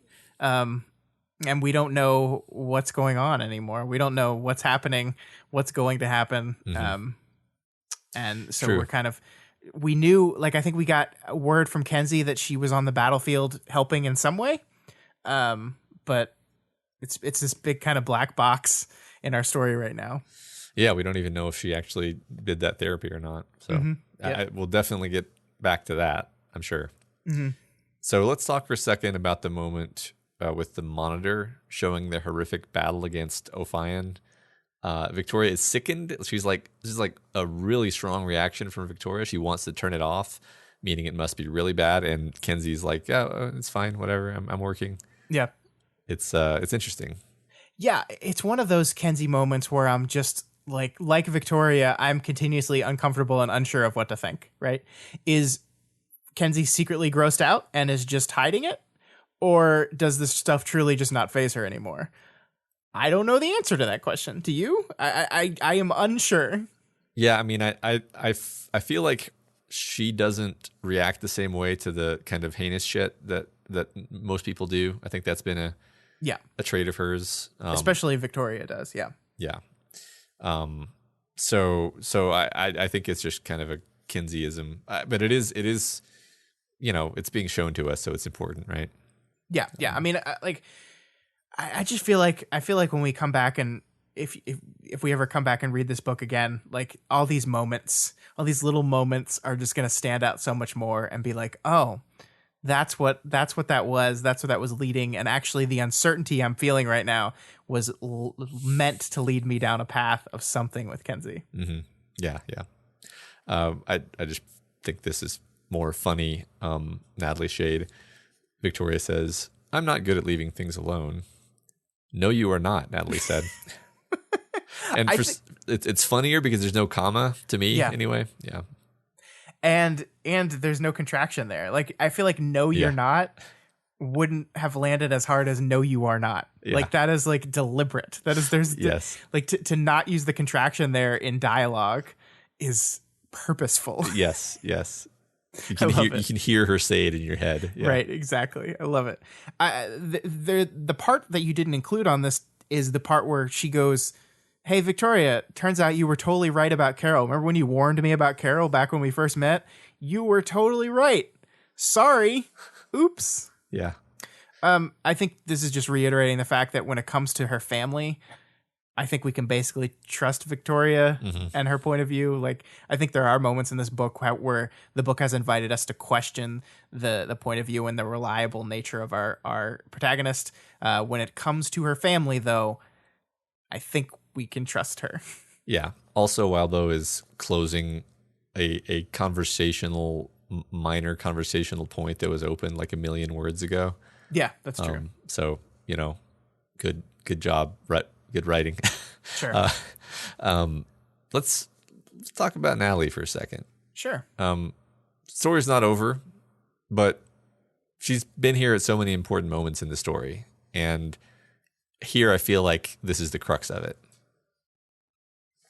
Yeah. I mean, we've kind of talked about this a bit already today, but the idea of the humans becoming central, the idea of Natalie being a representative of humanity. In fact, you could call her the representative of humanity on Breakthrough, on the team. And here she keeps saying like, "Oh, I'm not useful. I can't really contribute much here." But then she's basically providing exactly what Victoria needs here, which is a bit of pushback, a bit of perspective, a bit of objectivity. And I don't know. What do you think? Yeah, when you first said you wanted to have this conversation, I just kind of want to track where my brain went and how my brain works sometimes, because the first place I jumped was, oh, Natalie's like the moral compass of the story. And then I first jumped to that and I was like, wait a minute, that's not right. Because first of all, our protagonist already has a relatively good moral compass. Like, she doesn't always make the best decisions, but like morality wise, she's pretty sharp. She has a pretty distinct understanding of right and wrong. So I don't think Natalie necessarily serves as that. And then this idea that Natalie has always been there for the important moments of the story, but she's never been framed as like a check on Victoria. Like, they've never been framed as so diametrically opposed on opinions that it leads to any kind of conflict, and the ignoring of Natalie's advice has been unquestionably the wrong thing. Like, and I think if someone was a moral compass, that's probably how the story would frame them. But as you said, I think she is a example of the human perspective, not a complete example. I don't think she's meant to encompass all of humanity, but she is an example of the perspective offered by someone not quite so close to the powers, and a person who does that in a respectful and kind way. Like we continually through this book offer perspectives on capes from non-capes. Like, we had it with Eric, we had it with Gary, we have it with Natalie, we had it with Presley. Like, these humans in this story serve the role primarily of a reflection of what capedom looks like when you're not this close to it. Yeah. And I think her role in that is this very interesting one. And it goes back to, in the flashback, we had this recurring beat of capes are cool. And that's the thing that's been throughout this entire story, right? Like, when people ask, why did you get involved with this? When they ask humans, why are you here? Why did you get involved with this? Their answer usually revolves around this idea of capes are cool. And we contrast that with Victoria's answer in that flashback, which are capes are important. Mm-hmm. And I find that distinction fascinating, because it shows how the people outside of it are motivated by it, and therefore how they can show that see that different perspective. Mm-hmm. Yeah, I like that a lot. I like that a lot. I'm thinking in this moment about what an interesting twist it is on the genre, on the superhero genre. Like, if you had every time Superman went on a mission, he goes back to base, and the lawyer of the Justice League is like, all right, so we're going to need to call the judge and retroactively get some warrants about all those walls that you looked through with your X-ray vision. You destroyed this street, and so we're going to have to deal with that. Obviously it was in the course of doing your job, so we'll probably get it settled. But you're going to have to appear in court probably on this date. So it's this injection of reality into the superhero genre, which really part and parcel of the reconstruction of the genre that I think is what Parahumans is. But it's something that really wasn't that much in Worm. The idea of a literal lawyer being on the team and having to chime in and be like, you did what now? Is just a great addition to like the mythology, if you will, of this world. Yeah. I mean, what do you think about the idea that like Victoria's refusal of Natalie's point of view throughout a lot of the stories was never specifically framed as bad, right? Mm-hmm. It wasn't specifically, Victoria, you have made the wrong decision here. I mean, what do you think? Like, so we have these instances again and again and again where she does that, and yet Natalie sticks around. So we finally get to a point where Victoria once again sees value in her and now is turning to her for some of the most important questions of the story. I'm not sure if I'm answering the question that you asked, but the first thing that jumps to mind is how interesting it is that Victoria did not really care much about Natalie's input when it was in a context where, like, she was brought on to be basically the lawyer for the team, but they never took her legal advice. Yeah. Where Victoria's taking her advice is like, how human, how do human, True. Yeah. how human think. And that's way more valuable to her. And that's, I think, where she's going to be most valuable to Breakthrough and to Victoria. And it's where she's willing to actually listen. Because I think ultimately Victoria wasn't wrong to not give too much of a shit about legal advice because they're in the fucking post-apocalypse. Right. Like it never mattered that she ignored Natalie's advice. Sure. Because Victoria wasn't, because it didn't matter. Yeah. Yeah.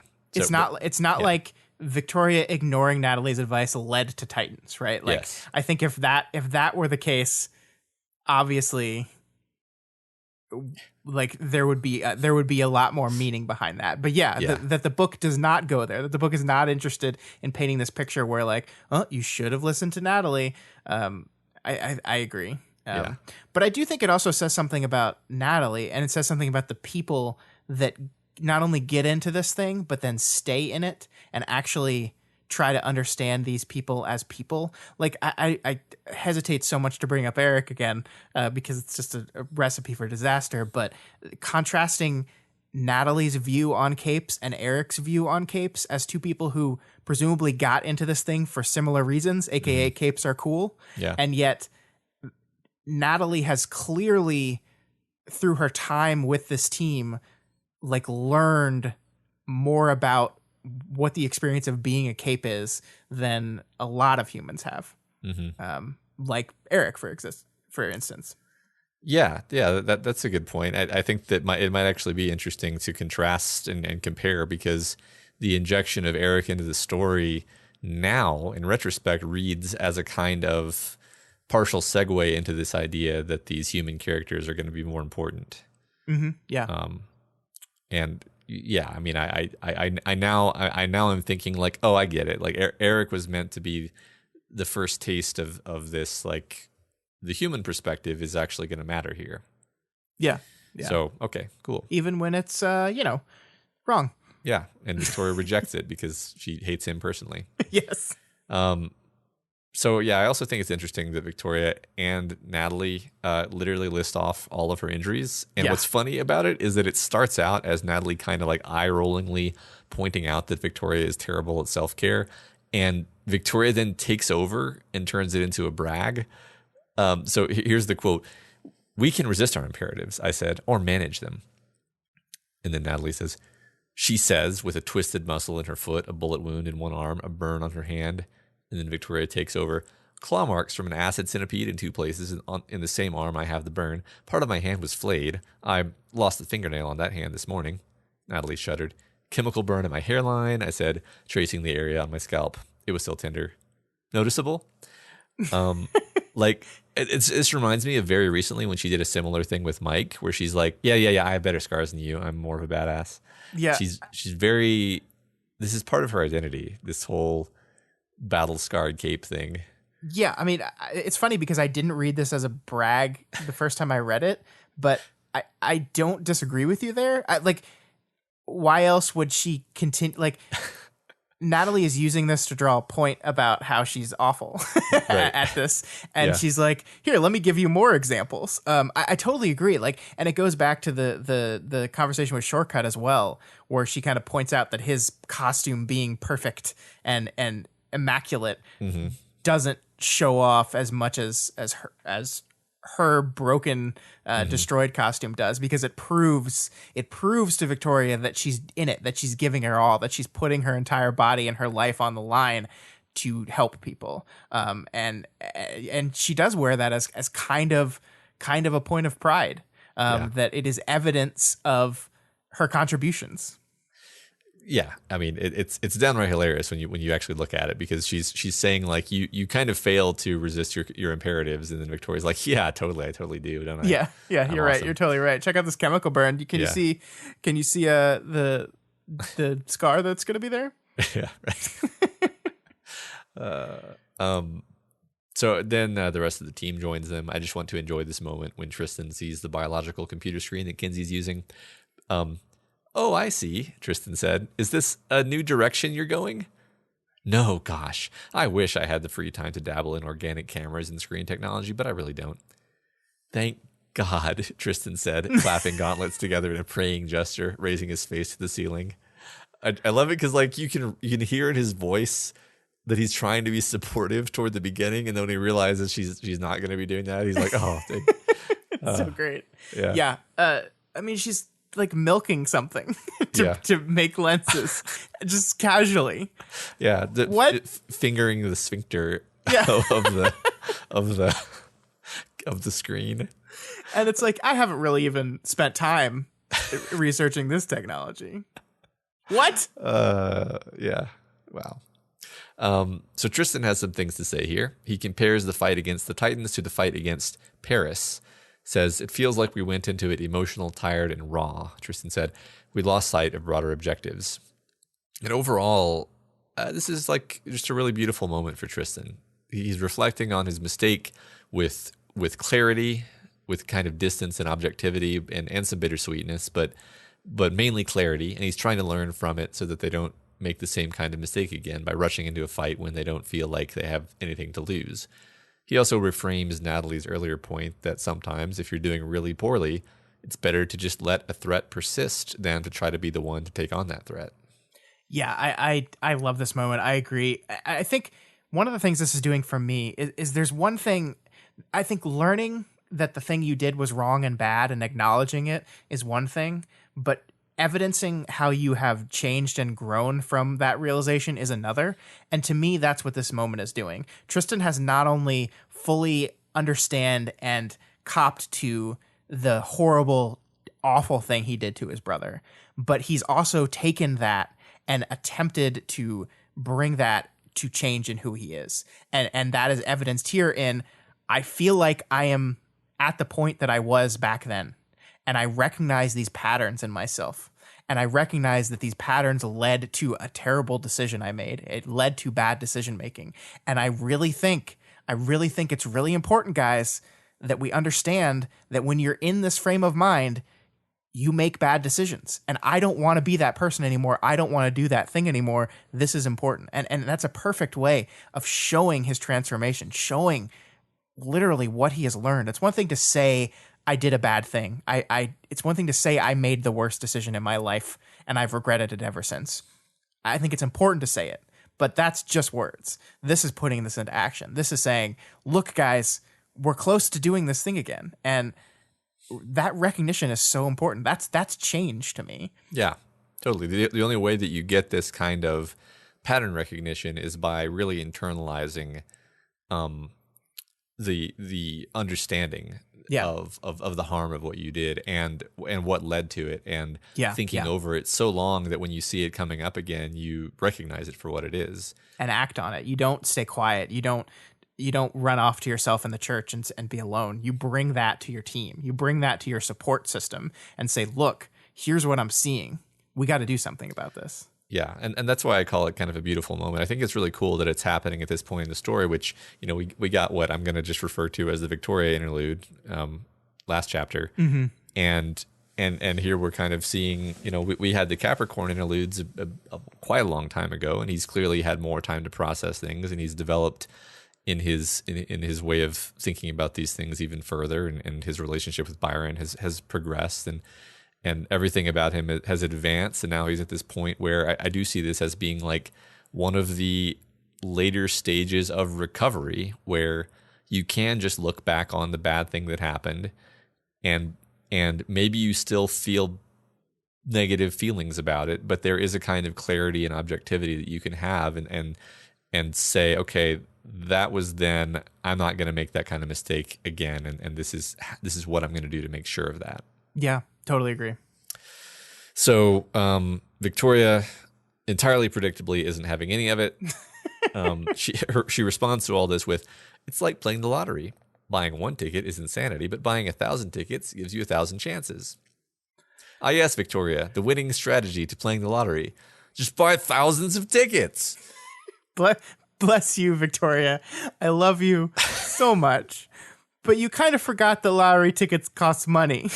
I mean, it's so perfect that she would say something that's nonsense at this point, right? Yeah, Because yeah. she's defending what is basically a wrong and indefensible position, but she's just like, yeah, but I don't want to change. I want to be the way I am. And so lottery tickets. Yeah, and I think it's so funny how immediately she gets called out on this analogy immediately, and then abandons it immediately and says, no, you're missing my point. And she abandons the analogy to just basically say that throwing as many human beings and capes at this problem is the acceptable solution. That's what we should do. That's the acceptable solution. It increases the odds. Yeah. Ergo, we should do it, which is not addressing Tristan's concern at all. No. But we'll get to that in a bit. Yeah. So Sveta then also pushes back against her, first removing Victoria's foot from her torso. Then she says, "Hey, you're sounding a lot like Cauldron there, buddy."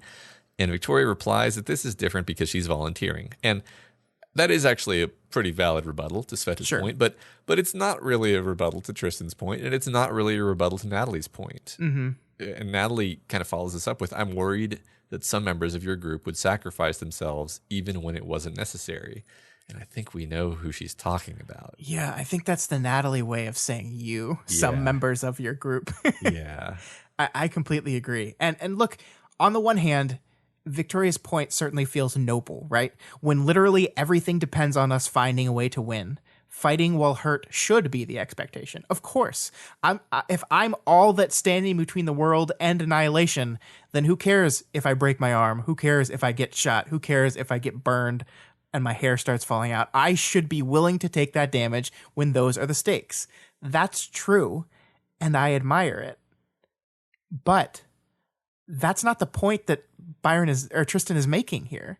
The point is not that. The point is, when you are not at your best, when you are losing focus on the bigger picture, you don't always just hurt yourself.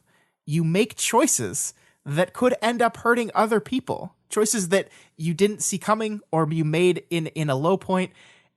And I think this point becomes literal when we're talking about the concept of tightening. What if participating in this fight when you shouldn't is what causes you to go tighten and make the problem worse? Yeah. If buying 1,000 lottery tickets, but 1% of those tickets exploded randomly, wouldn't you think about how many tickets you're buying a little bit closer? Right. Wouldn't you think about that a little bit? And she doesn't address that point at all. Yeah. Literally just avoids that. And I mean, I think her getting her foot hurt is an example of that, where she did something that was downright foolish, right? She like crawled underneath an armor panel on a Titan, and it's like, okay, that was not intelligent, like calculating, thinking through the risks. Like Victoria is a very smart fighter. Like so much of this book is her internal monologue as she thinks through a fight. That was so reckless, and it could have gotten her killed, and it could have gotten her injured worse than she actually was. I think that's like a sample of what Tristan's talking about, actually. Yeah, I agree. And I love this moment where Victoria's trying to argue her point still and says, I'm not going to twist any. She's talking about volunteering, right? I'm not like Cauldron because I am volunteering, and I am not going to twist anyone's arm asking them to do it. If any of you feel like you can't do it, I wouldn't hold it against you. And Sveta's like, yeah, you might. I know you'd make the judgment, but you wouldn't act on it, which is very true, right? Yeah. Victoria would silently, internally make that judgment call, but she is also a person that is relatively in control of herself and would hopefully not allow that judgment to come out in action. Yeah. But then Sveta goes on and says, you might not make it consciously, right? Like that you would have that feeling, and it could influence you subconsciously, especially when you're in your low points. And I don't know. I feel like she's got a point there. Totally. Absolutely. I mean, I'm sitting here thinking, and my brain doesn't index things by the Dewey Decimal System, so I can't really get to an answer, but I feel like Victoria has been injured like more than twice as much as anybody else in the course of the story. Like everybody's taken an injury. Everybody on Breakthrough has been injured. Mm-hmm. I mean, Swansong's dead, but that's a pretty big injury. Other than that, and I mean, and that actually kind of makes my point, if anything, that like she was in this place where she was like willing to throw herself into this situation where death was very likely, and then death happened. And Victoria here continually, I mean, you could argue she's kind of the what's the word for the person who taunts in the game, in video games? I don't know, whatever. The tank? I guess she's the tank. Yeah, I guess she's the tank. So she takes more injuries, but also she takes injuries because she's throwing herself into situations that are going to get her hurt over and over and over. And it's a pattern. And I think your team has noticed it. And I think that's what's driving them to all collectively be like, calm down for a minute. Let's think about other options. Yeah. Yeah. And she really doesn't, I don't know. She really doesn't though. Yeah. Yeah. She just like, I think it is unquestionably true that this conversation does influence Victoria, but I don't think it does in the way that they were hoping it would. I don't think she heard them, honestly. I really don't think that she processed like she did not have the moment of like, dang, they're right. That this is a pattern with me. Like, no, there's nothing like that. It's like, I'm gonna think of a way of weaseling out of acknowledging what you're saying.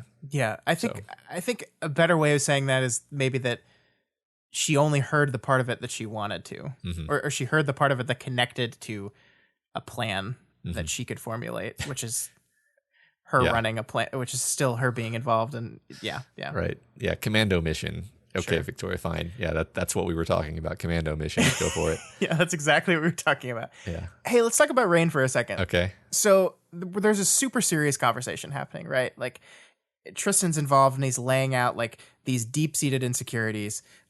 Lookout's kind of involved in this conversation. Sveta's deeply involved. Victoria's involved. All of Breakthrough is involved in this conversation. And Rain is here. And he's making jokes the entire time. He's making jokes. He's like just our comedic relief here. It's true. And like when Natalie says, like, some of you might be willing to throw yourselves away, even when necessary, Rain's comment is, I don't know if you're talking about me, but I have an excuse. I was raised by a really stupid doomsday cult. And he holds up a cross that has a stick figure with boobs on it. And it's hilarious. Like, I am not knocking Rain here. But I think it's interesting because I think one of the things that Rain does when he's having issues is he hides behind humor. Mm-hmm. I think a little bit. And I do notice like he is literally just comedic relief in here. He's not weighing in really on any of this stuff. And I wonder if he's just having a really hard time processing this stuff. Yeah, because he does. It's been pointed out before that he swears more when he's stressed out. Mm-hmm. And he does he does say Jesus in hell in this chapter, which is that's true. which is totally a thing that the Fallen would say. So that to me was coded as like, yeah, he's stressed out. Yeah. So yeah, I like that, and yeah, he's it's not literally the whole team pushing back against her, because he is just kind of in the background fiddling with trinkets apparently. But I think that's partially because maybe he doesn't feel useful right now, and he doesn't feel like he has anything to say because he doesn't feel useful. Sure, we'll see. So they talk for a little bit about all the current approaches that are under consideration and all the variables that are in play, like the Seamerg. There's kind of a lot of, this is what's going on in the background of the story, the conversation. So, and we learn that the Seamerg isn't working with the Titan Fortuna, but actually attempting to block her.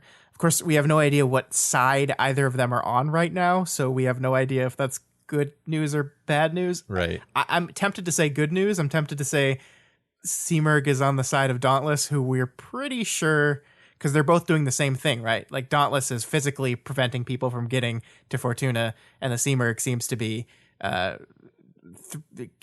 capey preventing connections her way. Yeah.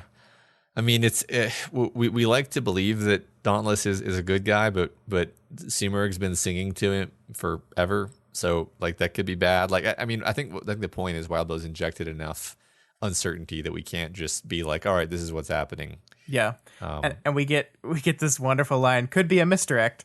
Sveta nodded. Could, absolutely. But once you start thinking like that about a precog, there's no coming back up for air. It sucks you down.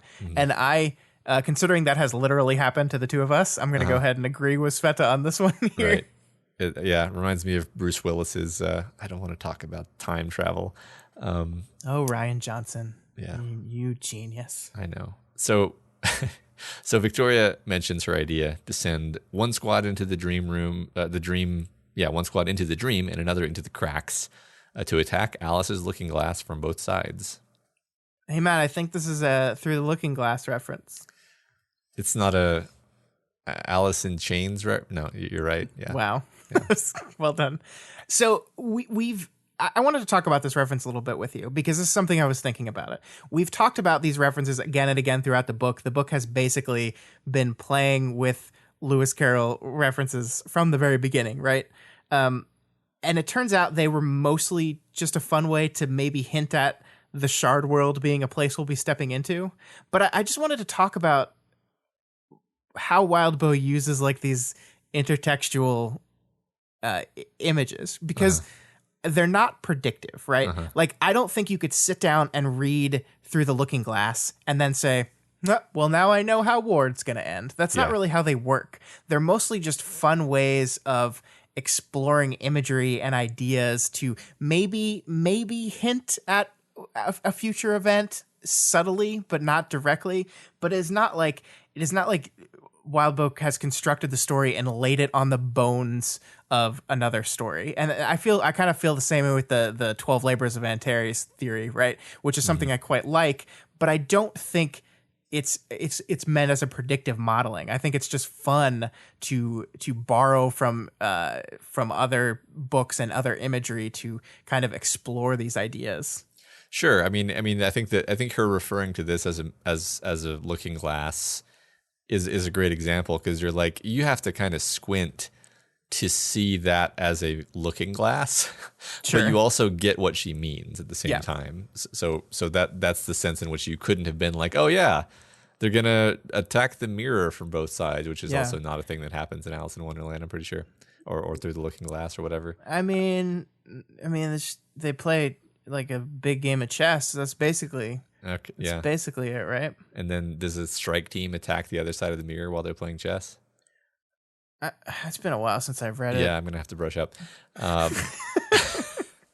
But yeah, no, I think that's worth pointing out. Like, there's not a. I think what we're saying is there's not a code that underlies the book where you crack the code and you I get it. No, it's correct. It's not like that. Yeah, I think when you. And I've fallen prey to this as well. When you connect these references, like the first time we were like, oh, this is like Through the Looking Glass. Exactly. You open up that book and you like want to start drawing lines, right? Like, oh, it's going to be like this, and here this is going to predict this, and you want to use it as a predictive model. And I just don't think that's the way Wildbow uses his intertextual imagery at all. It's just it's more like a fun addition to beef up the imagery of the story than I'm going to build my story based on this other story. Right. I think you're right, and I could say some comments about some other Wildbow stories. But I won't. Well, shit. So feel left out. Well, I'm sorry. You won't be forever, I'm sure. So Vista shows up, reminds everyone that humans were crucial to beating Jack. Yeah, this is subtle, kind of. It's interesting because this isn't actually the moment where Victoria's like, oh, we should use humans. It's kind of priming her in that direction, though. Yeah, but I like the way it's done, though, right? Like, a lot of times in these books, like, you have to find a way to introduce an idea, and there's subtle ways you can do it, and there's not subtle ways you can do it, and I don't know, I just, like, sometimes you just need to have a character say something to your character that gets her down a line of thinking that leads to a revelation. And that's what this is, right? Vista comes in and just is like the last piece of the puzzle in Victoria's mind, right? Like, we've been talking about Jester and Patrol Block and how humans have been handling this. We've been talking about Natalie and her perspective. And then Vista comes in and puts that last piece in. Like, remember how important and key that one human was in the fight against Jack Slash? And it's the last little piece that allows that cog to slip in Victoria's head. Mm-hmm. Yeah. I also, can't help but notice that this is, I think, the second time in the chapter that Natalie has been like, I'm useless. All of my she says, I can't do much. Most of my expertise is legal. And she's just constantly kind of downplaying and kind of trying to restrict her value to these people. I think she has major imposter syndrome, considering everyone in the room with her is a superhero. Yeah, I think so too. But she has to kind of come to grips with the idea that she can contribute to this. Yeah, I totally agree. And it doesn't help when your main point of contact is also like ignoring you constantly and true, dissing your wardrobe. Yeah. So Sveta and Natalie browbeat Victoria into getting some rest, which she does for like a few minutes, I guess. After her short nap, her force field feels wobbly to her. The whole team is also taking their rest. Kenzie's having one of her holographic dads read a book to her. Oh my God. Very sad. Oh my God. Devastated. Yeah. Devastated. Oh. Let's talk about Victoria. Sleep. Yeah. I guess she can't sleep anymore. Yeah, because she might lose control. The idea that the book is presenting to us is that resting, makes her control over her force field shaky. Uh-huh. And the conclusion that Victoria immediately comes to is, well, can't do that anymore. And like, this is so interesting to me because it ties perfectly into one of the things we've been talking about with Victoria for a while now is this need for control, right? And this, it's something that Carol had. It's something that I think Carol passed on to her daughter, and it was emphasized by what Amy did to her and what Amy took from her, and this need to have control over everything. And after this long, hard battle, she finally has gotten a semblance of control over her force field, the symbol of a time when she didn't have control, a symbol of all those things that were done to her. She has grasped control over it now. It is hers. It bows to her. And this idea that she could lose that is the scariest thing in the world to her. And so she is going to do whatever it takes to make sure that doesn't happen, including the least amount of self-care ever. Yeah. Ever. Right. Yeah, I guess this newfound control doesn't like you when I take care of myself, so that's an easy choice for me, the self-destructive protagonist. Mm-hmm. Oh, Victoria. So as the chapter winds down, Victoria finally kind of, like you said earlier, she kind of clicks, suggests that they're going to use an army of non-parahumans as part of their attack, and Yeah. Sveta doesn't like that idea at first, but Victoria's like, yeah, I'm going to give him the option. They can say no. Mm-hmm. So So okay, just what's the plan? So like the idea is that if you have the corona polent, how do you say that again? okay, got it. Corona Palentia. There we go. That if you have that, it's just a word that's not used very often, so I don't remember it. Yeah. You can probably get into Shard World is the hypothesis here, Uh-huh. and therefore because humans have a different perspective on this thing, and because in Shard World capes are weaker, but humans are just humans. Mm-hmm. There could be an advantage there, but like, what are they gonna do? Like, are they just gonna bring guns in and just shoot the crystals? Just gonna mob them. They're gonna just fucking tackle them and just grab onto them. I mean, like, Well, on the one hand, I love the implication of this. Like I love the idea of like this realization that, oh, the key to this is going to be people. The key to this is going to be we need the help of these people. But like, what's the plan, man? yeah, I mean, I have no idea. I mean, that was so. I haven't really thought through it at all, honestly, because I'm like, all right. So, do they mean they're gonna send people into the dream? Yes. Is that the assumption? I thought like both. I don't know. But how are they gonna get people into the cracks? Like Just fucking jump? paratroop. parachutes? Yeah. Okay. Sure. Parachutes. Fine. Yeah. I don't know. See, this is about the level at which I've thought it through. So, yeah. I don't know. I mean, more people is better. Sure. Yeah, no, my mind runs aground at this point, and I can only say, I guess we'll see what happens. Yeah. I mean, from an actual like narrative perspective, the thing that I worry about here is the people that say no, right? We just had this idea introduced that like you would be fine with people not wanting to participate, and then Sveta going, would you? But you might judge them. And if like you go to humanity and go, who will volunteer? And you get like 10 people, or you can be like, fuck humans. Yeah. Right.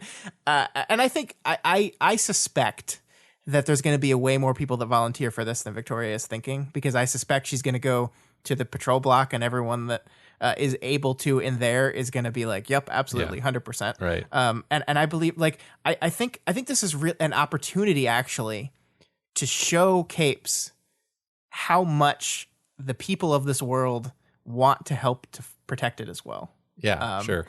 That the problem is they are people that feel powerless and overwhelmed, and like they can't do anything. Like the Natalies, right? Like Natalie is a perfect depiction of that. This person who consistently throughout this chapter has been the person of, I can't really help out much here. I can't really do anything here. Sorry, I all I know is legal stuff. And you go to these people and say, look, we have a way. We have a way where you can do something, where you can help us, where you can help save the world. And I think we're going to be pleasantly surprised at how many people see that and say, yeah, I want to do that. Yeah, I feel like the whole conceit of the dream world stripping away the powers was a setup for this, because in the dream world, the humans and the capes are on exactly equal footing, right? Yeah. They're exactly equally useful. Natalie is exactly as useful as Victoria in the dream world. So Sure, yeah. like that's a perfect setup for this kind of thing. I mean, except presumably with the assumption that Victoria can just like crystal herself into a new body. I don't know if that would work for the humans. But I don't even remember like what did that do for her other than keep her from dying of falling a huge distance? I think that's it. Yeah, it didn't give her any special powers. It just allowed her to not be dead, which is, I mean, useful. Sure. Yeah, it allowed them all to heal their injuries. I mean, I guess you could. I mean, there's a possibility, right, that like the Shard World has cached copies of these other people, even if they aren't capes. Yeah, that would be interesting, right? Yeah, but then again, maybe not, and then all they've lost is the ability to heal themselves. So yeah, sure. I mean, still, I think putting everyone on the same playing field feels like that's the thing the story is trying to do. So I think they should get some bats and some pitchforks and go march up to the Shard's tower and burn it down. I was going to say this is the ending of A Bug's Life, where all the humans link arms and you suddenly see fear in the face of the Titans. So I went with Frankenstein, and you went with A Bug's Life. Yep, and and that's it for this week.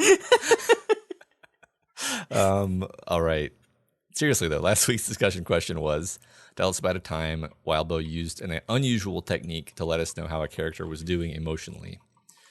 Sarah Penguin says Tattletale. When she uses her power to be extra vicious, it usually means that she is not doing that well. And yeah, this happens a lot. Or more than a little bit anyway.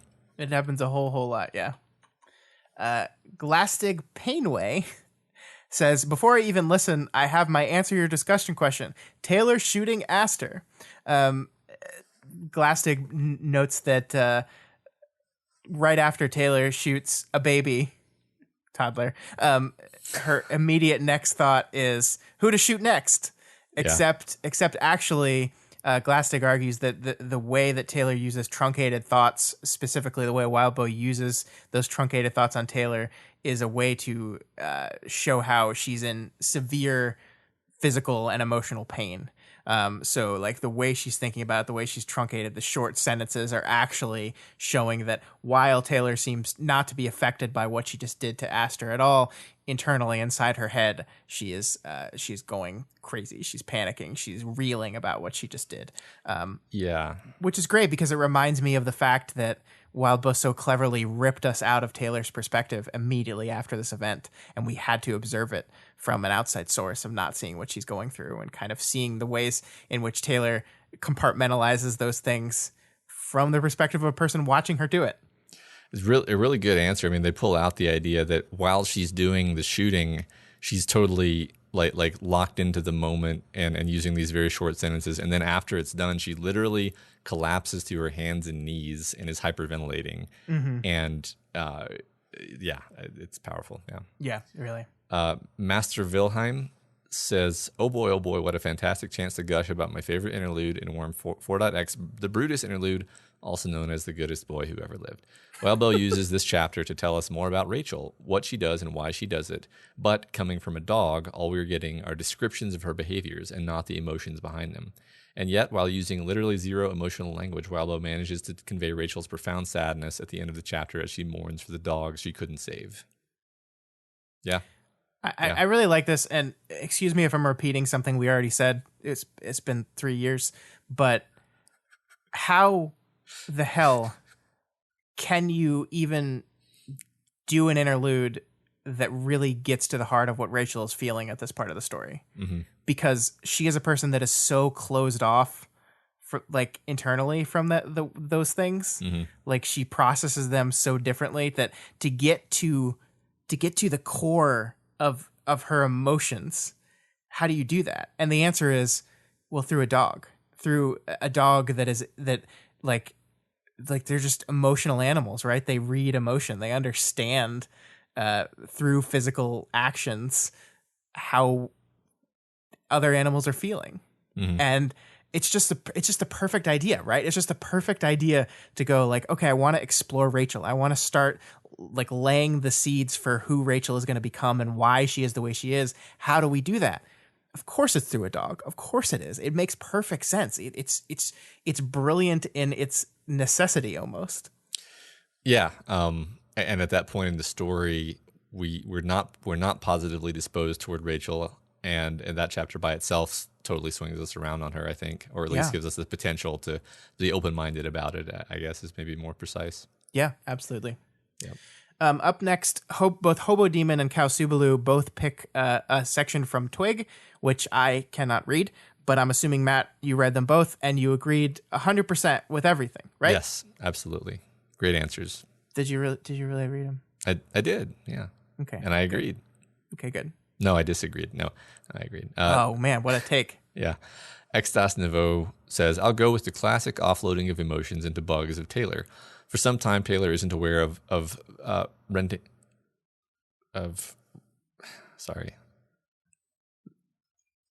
of I'm having renting trouble. out her inner turmoil. Renting out her inner turmoil into her shard. Oh, I see. Okay. It's an unusual way of using that word, but totally permissible. And the shard broadcasting that into her bugs. So for Taylor and the reader, she is unusually calm, and only some people notice her emotional venting, up to the point she herself recognizes the fact. And so we and a handful of characters notice this. Yeah, I mean, I do wonder if anybody noticed it before Imp points it out to us. I'm pretty sure I didn't. I think no, actually no. There is the time when like her bugs are freaking out outside the conversation with Dinah, and Yeah. I I mean, remember isn't it? It's before Imp that it's explicitly confirmed through Alexandria's failure, right?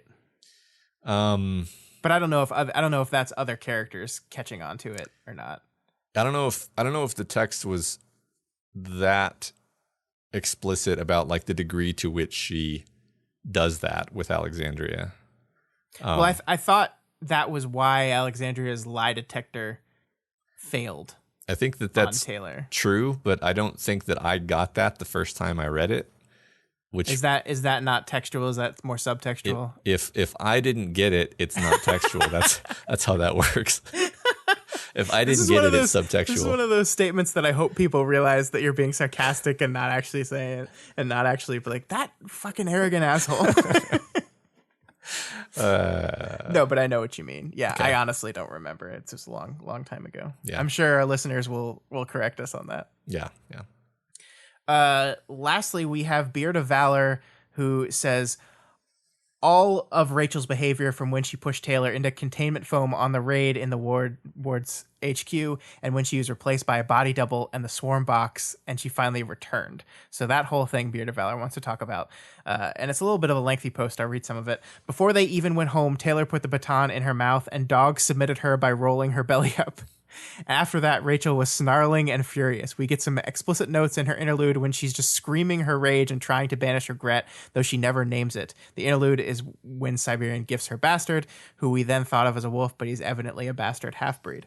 Ultimately, she starts to settle down, maybe put it behind her. Then, in a second beat of Don't Underestimate Me, after long round 2, when Kaiser let him go full wingaling, she backs Taylor against Coil. This after a third beat of Rachel making a judgment call on whether Taylor should be one of the group. She immediately believes real Taylor when she's making up a story that sounds way more contrived than the ones Rachel had tended to interrupt. Excuses, words, nope, trust in her friend, her first and only friend.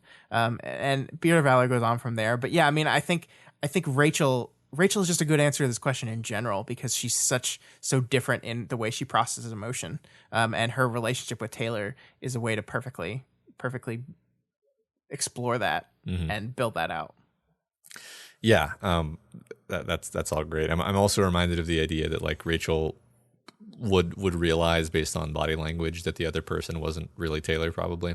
Like once it was pointed out. So Yep. Yeah, that's all so good. It's so good. All the Rachel stuff. Rachel's the best. All right.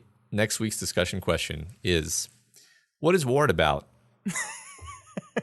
So the reason, what's it about? Yeah, the reason for asking that here, story's not over, but I think it's actually fun to ask the question before the story's over because that gives you the chance to think about it, give your answer, and then as the climax occurs, as the story wraps up, then you can look back on your answer and say you were right, you were wrong, but in an interesting way, you were almost right. So yeah, what's Ward about? I love it. I can't wait to see what you guys say. And please, obviously we can't make you not just give one word answers, but explore your answer. Like what's it about and why do you think it's about that? Yeah, and of course it's about many things. Yes, there's no correct answer to this. If you want us to do a good job summarizing your post, maybe pick one thing to talk about. just a suggestion. Just a suggestion, yeah. All right, that's all we've got for you this week on We've Got Ward. You are all part of this show, so feel free to provide us with advice, questions, or thoughts on this week's reading. What you meant to say is that's all we got for you this year on We've Got Ward. This decade. This decade on We've Got Ward. You can reach us via email at gotwormpod@gmail.com or on Twitter at gotwormpod. My personal Twitter, where you can see all the spicy Star Wars takes, is at ScottDaily85. And Matt's is where you can see all the spicy cat takes at Mordinamail. If you're not already subscribed to We've Got Ward, we strongly recommend you do so and never miss an episode. You can find us on iTunes, Stitcher, YouTube, Google Play, and pretty much anywhere else in the world you can listen to podcasts. And as always, you can find all the shows we do along with this one at our website, doofmedia.com. That's where you can find the Doofcast, where last week we did an episode on season 1 of The Legend of Korra. This week we are doing an episode on the decade. We're going to talk about the best movies of the decade, or what we think they are. It's going to be fun. Mm-hmm. I have to come up with my answer to that question. We're recording that episode in 2 days, and I don't have it yet. Yeah, I haven't got mine either. But we appreciate all of you who have sent in yours. Yes. And that is a good reminder that send us in audio copies of, what's the number again? Do you have the phone number handy? Not. Yes. Have we announced this on We've Got Ward before? I don't think we have. I don't think we have. This is a mess. This is how our outros work these days. It's just we didn't want to script our outros as much, and this is what happens when we don't script our outros. Yeah. Okay. So the Google Voice number, which I think you can only call from within the United States, is that is correct. 720-386-2374. 73. Say it again. Oh, Jesus Christ. 720-386-2374. Yes. And I think somebody did us the favor of discovering that you can only leave messages of like 3 minutes in length or so. Yeah. So in that message, leave your name and just talk about what your favorite movie of the last 10 years is. And our plan is at the end of that episode, we're gonna be talking within the Doof crew about all our favorite movies of the decade. And then we're going to close the episode just playing what all you guys thought. So call that number, leave a message, and we will play it at the end of our episode. What was your favorite movie? And why is it not Mad Max Fury Road? Yeah. All right. Yeah, if you're not already subscribed to We've Got Ward, we did that one. We did that already. Awesome. That's great. So if you like any of our shows and you want to support them, consider donating to our Patreon at patreon.com/doofmedia. You can donate whatever you feel like, really. Supporting us on Patreon gives you tons of great bonuses, like voting in all of the many contests that we now do, including the Do the Right Thing contest. We love contests and we love doing them, so we're going to keep doing more and more. It's true. Hangout sessions with the Doof crew. There's one of those every month. It's pretty fun. It's always something different and cool, especially since the Australians joined and started like making them just fucking incredible. Yeah, they know how to do things. They do, yeah. It's wild. I don't know how to do things. It's really good. And of course the Discord, which is great. Mm-hmm. As always, head over to Wildbow's Patreon at patreon.com/wildbow and donate to him as well. It's the Christmas season, folks. If you're already donating, maybe bump it up a little bit, Yeah. This is his world. We're just playing in it. Let's pay the rent. Yeah. This week, all those Christmas presents got to be paid. That's right. New Bidoofs on the new Bidoof. That's a reward level. Maybe people don't know that. It's the $1 level. It's the $1 level. What is this outro?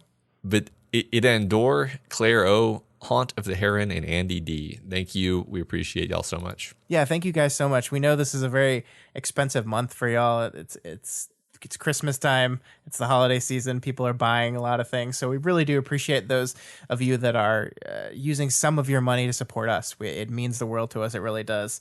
Especially as we come here at the end of the year. 2019 has been a crazy year for us. We've grown so much. We brought all these new shows to our network. It's been crazy. It's been wild. And you guys have been with us on the whole journey. And we really, really appreciate that. Yeah.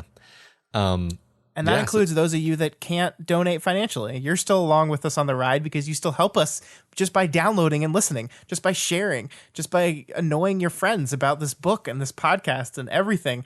So keep doing that. In 2020, make your New Year's resolution to bug 2020 people. 2020 people. about Ward and Worm and our podcast. That's all we have for you this decade. Remind that we'll be off next week celebrating the Christmas holiday, but we'll return in the year 2020 to execute Operation Human Shield. I can't wait to see how it goes. Happy New Year and Merry Christmas and Happy Holidays, everybody. Matt, do the and to all a good night, but do it in your Santa voice. And to all a good night. Holy shit, that's a really good Santa voice.